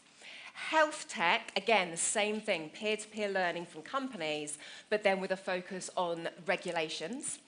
And the AAA session, you've basically got tons of companies sharing their experience of how they're increasing their international client base. So you'll have pharma services in one of these two, health tech in the other, and then AAA will be up on this level, won't they, in one of the meeting rooms up here. And those sessions will begin at 2 o'clock. So please enjoy your lunch, and we'll see you back in your parallel sessions at 2 o'clock.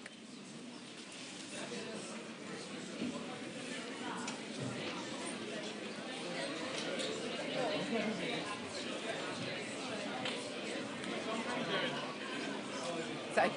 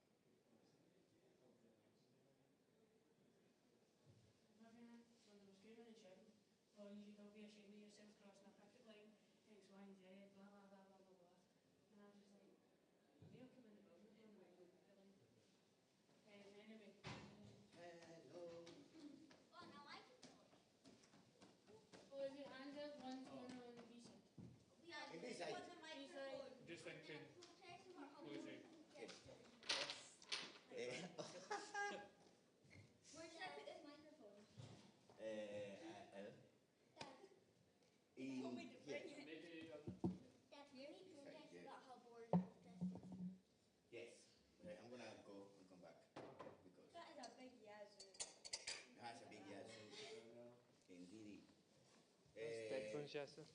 The cable are good. Is the cable okay for the scaffold to come down? Yeah. The camera is in Falkirk. This looks bad again. I know, does someone keep moving it? What is it? See no, but then if that's been taped. What a nice seat, lovely. Oh my, that's not very stable. They moved it, man, when we weren't looking, I tell you that. Scary. Bloody hell. Okay, let's go for a walk. Yeah. Where? In town. I don't know, a quick walk. How long? Jesus. How long do you have on your break then? No, no. How long? Let's go, let's go, let's go. So, okay, my laptop's in your room. Guys, move it. Lovely.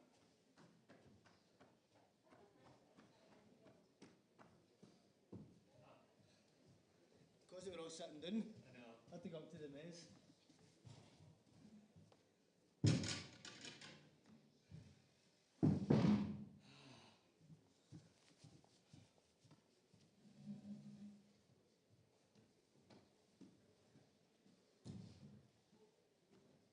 Do you think we could get that behind the screen? Oh, I got it too. So, maybe put it this way.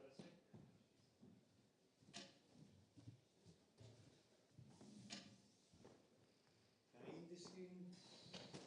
Doesn't look like it will go. Try. Well, it's going to have to move anyway. You can look for here, it's like.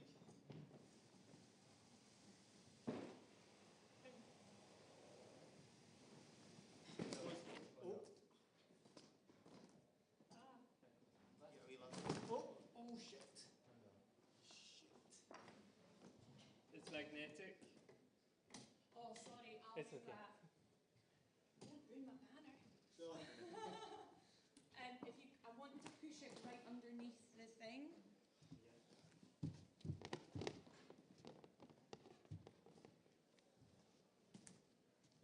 So the best thing to do is get behind it and pull it. I'll pull this.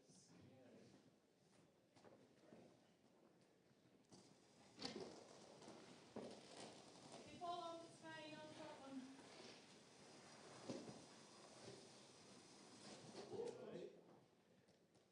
Right. It's a banner. Just all your sponsors are covered. I know, but they're on the. All right. And this is a sponsored session, so I don't really want anyone else's branding on this one.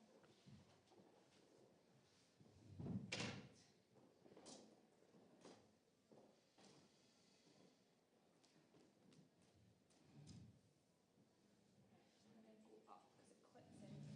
Okay. Shoes off so I don't get dirty feet.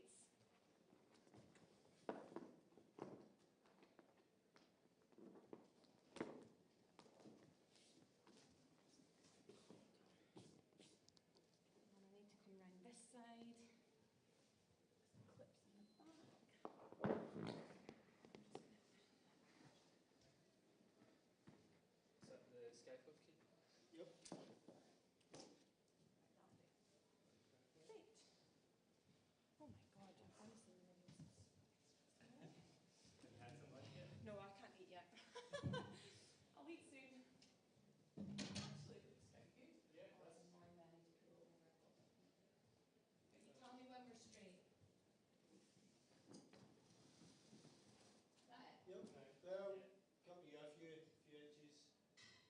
you want it to be?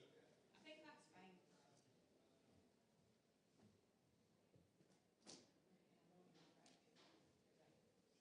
Why is this one going up?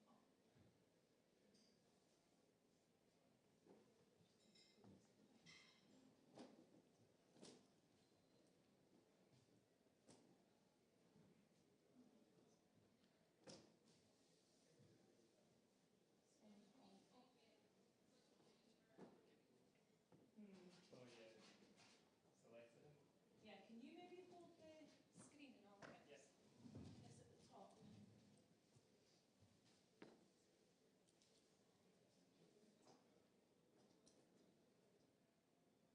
Just come up clipped on this side.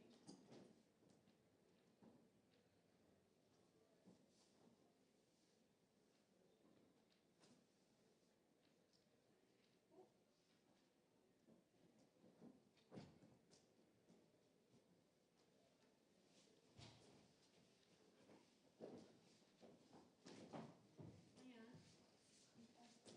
Oh no, that's it. Oh no, it's better. Great. Right, perfect, that looks great. Great, perfect. Do you want to finish the chairs? Cheers. The chairs, yeah. Just do it. Yeah, that's it. Great. You just want a table there underneath? Yeah, one should be fine.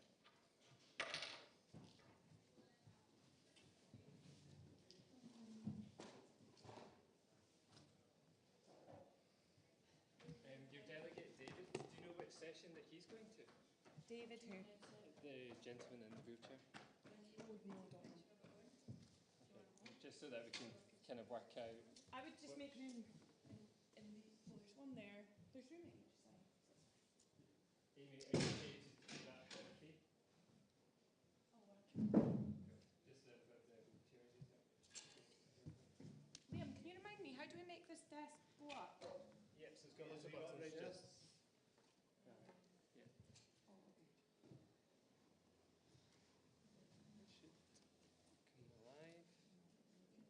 It should come alive.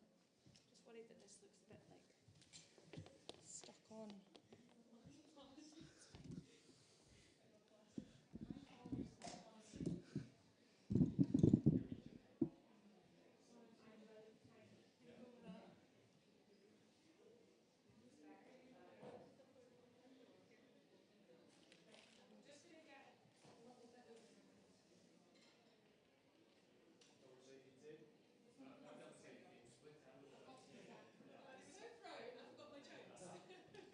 I didn't take it until you guys said it, so then I was like, Alex, we're trying to put up the times we can't do it when one's in the room. So it's okay. We're trying to put the partitions in and we can't do it when one's in the room. I'm sorry. That's okay.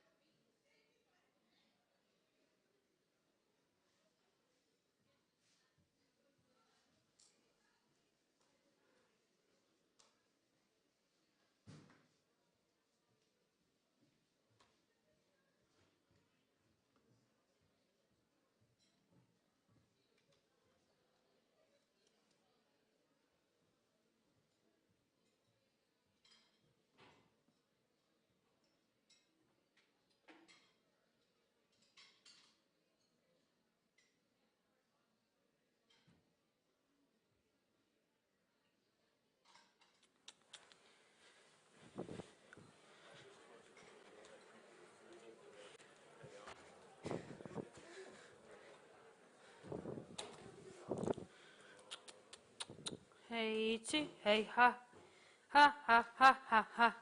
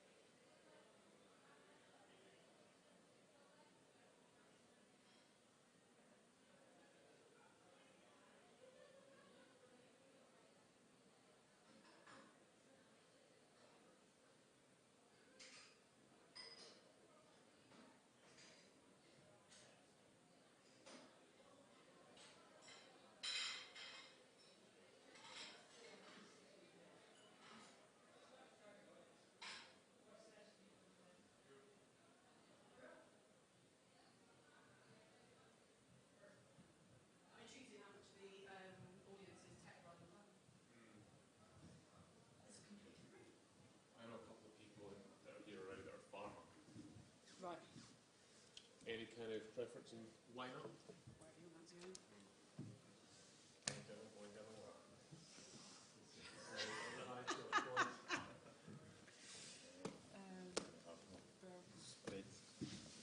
It's not like a boys' side versus a girls' side.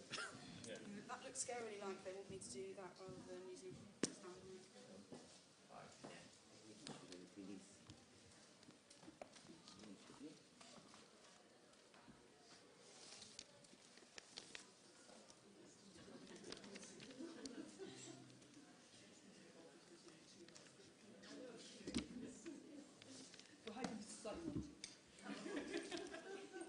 Otherwise, you can ask all the questions.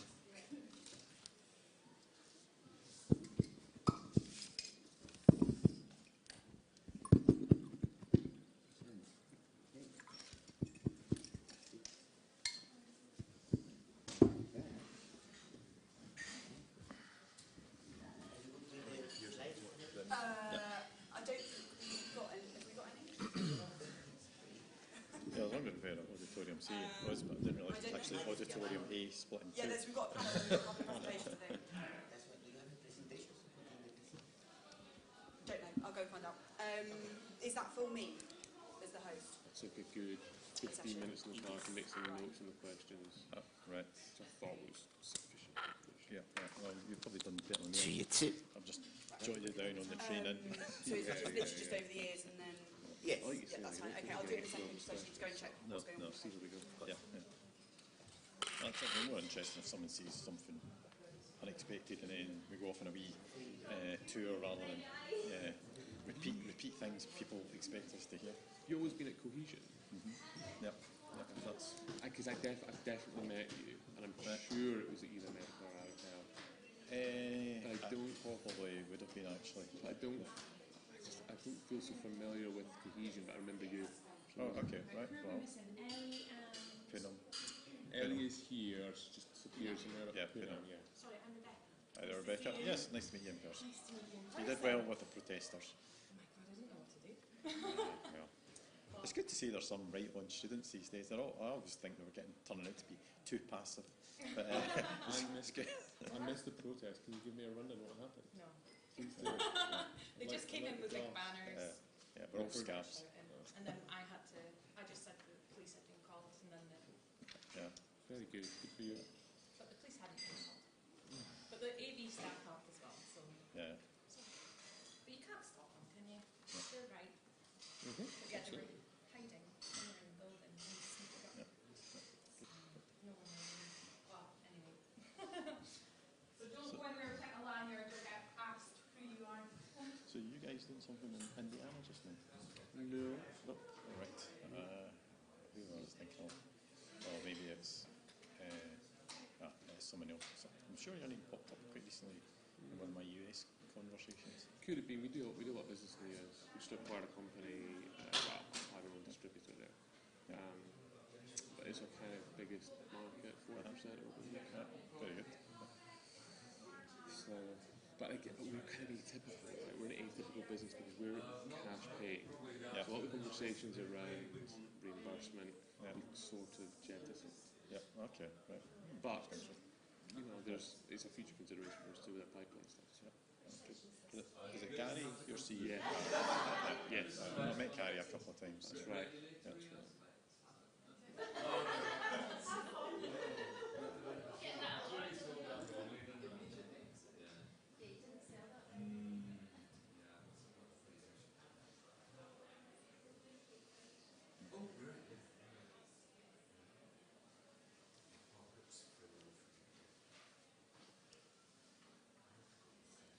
These sessions are all filmed, though. Yeah. Otherwise, where's the point? Yeah. Yeah. I was wondering just if you're doing this virtually, where you obviously be able to switch between which breakout you want to be in.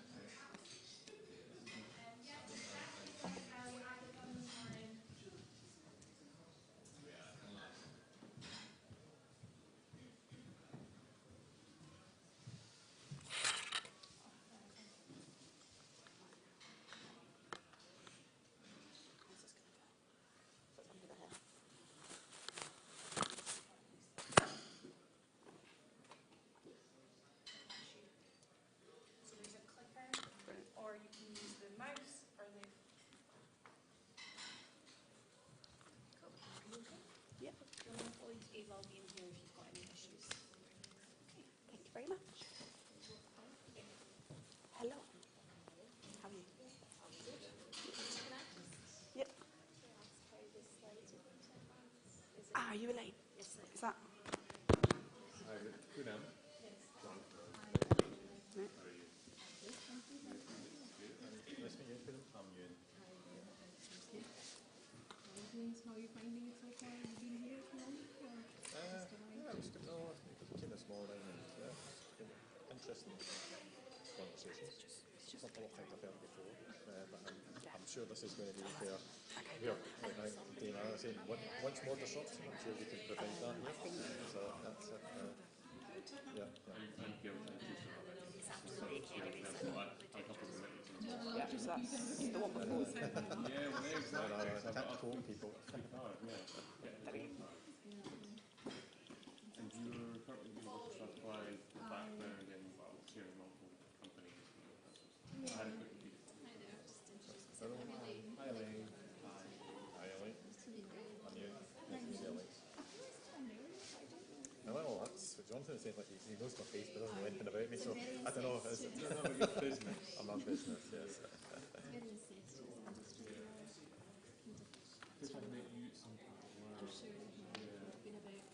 I'm delighted you to because regulatory is really not my area of expertise. Absolutely to the keynote this morning. Just push it down the line. 15 minutes to do it. It's not going to be an in-depth. We should have done it all over first and then Yes, actually, yeah. Regulatory It might not be happening. rather than only being you can actually as doing here. Well, enjoy. Are we being live streamed? What is that? Are you off or on? I don't know. No. That's what they told Gordon Brown once. It's off, don't worry. No one's recording you. All manner of problems. Yes. All manner of hijinks ensuing. Yeah.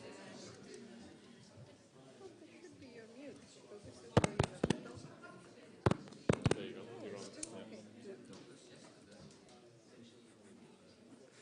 Maybe they are controlling it and not giving you the power to do it because it's not there should be a button. No dirty joke from this point on.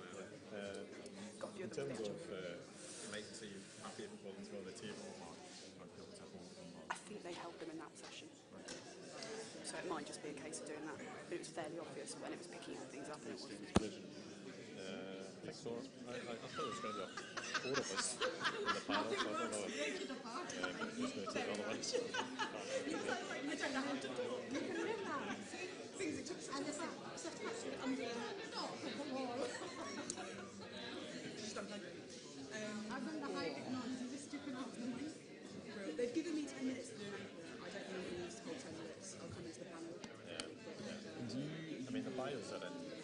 Well, that's it. People like this, so you know, just, I'm going to give you job titles and companies, and then I might even start sort of saying, as a kick-off, sort of, what's your experience in terms of like, talking about experts, where's your focus has been, type thing. So, In terms of questions, do you have a format or you just run? so did you see the briefing that Alex sent out or sent out before? Yeah, I briefly saw it. So there were some questions in that. I'm going to fairly broadly stick to that as well, but also just go to the conversation. They're quite broad questions. Yeah, you can have a look at my answers if you're really stuck. So before all my answers, anyway. All right.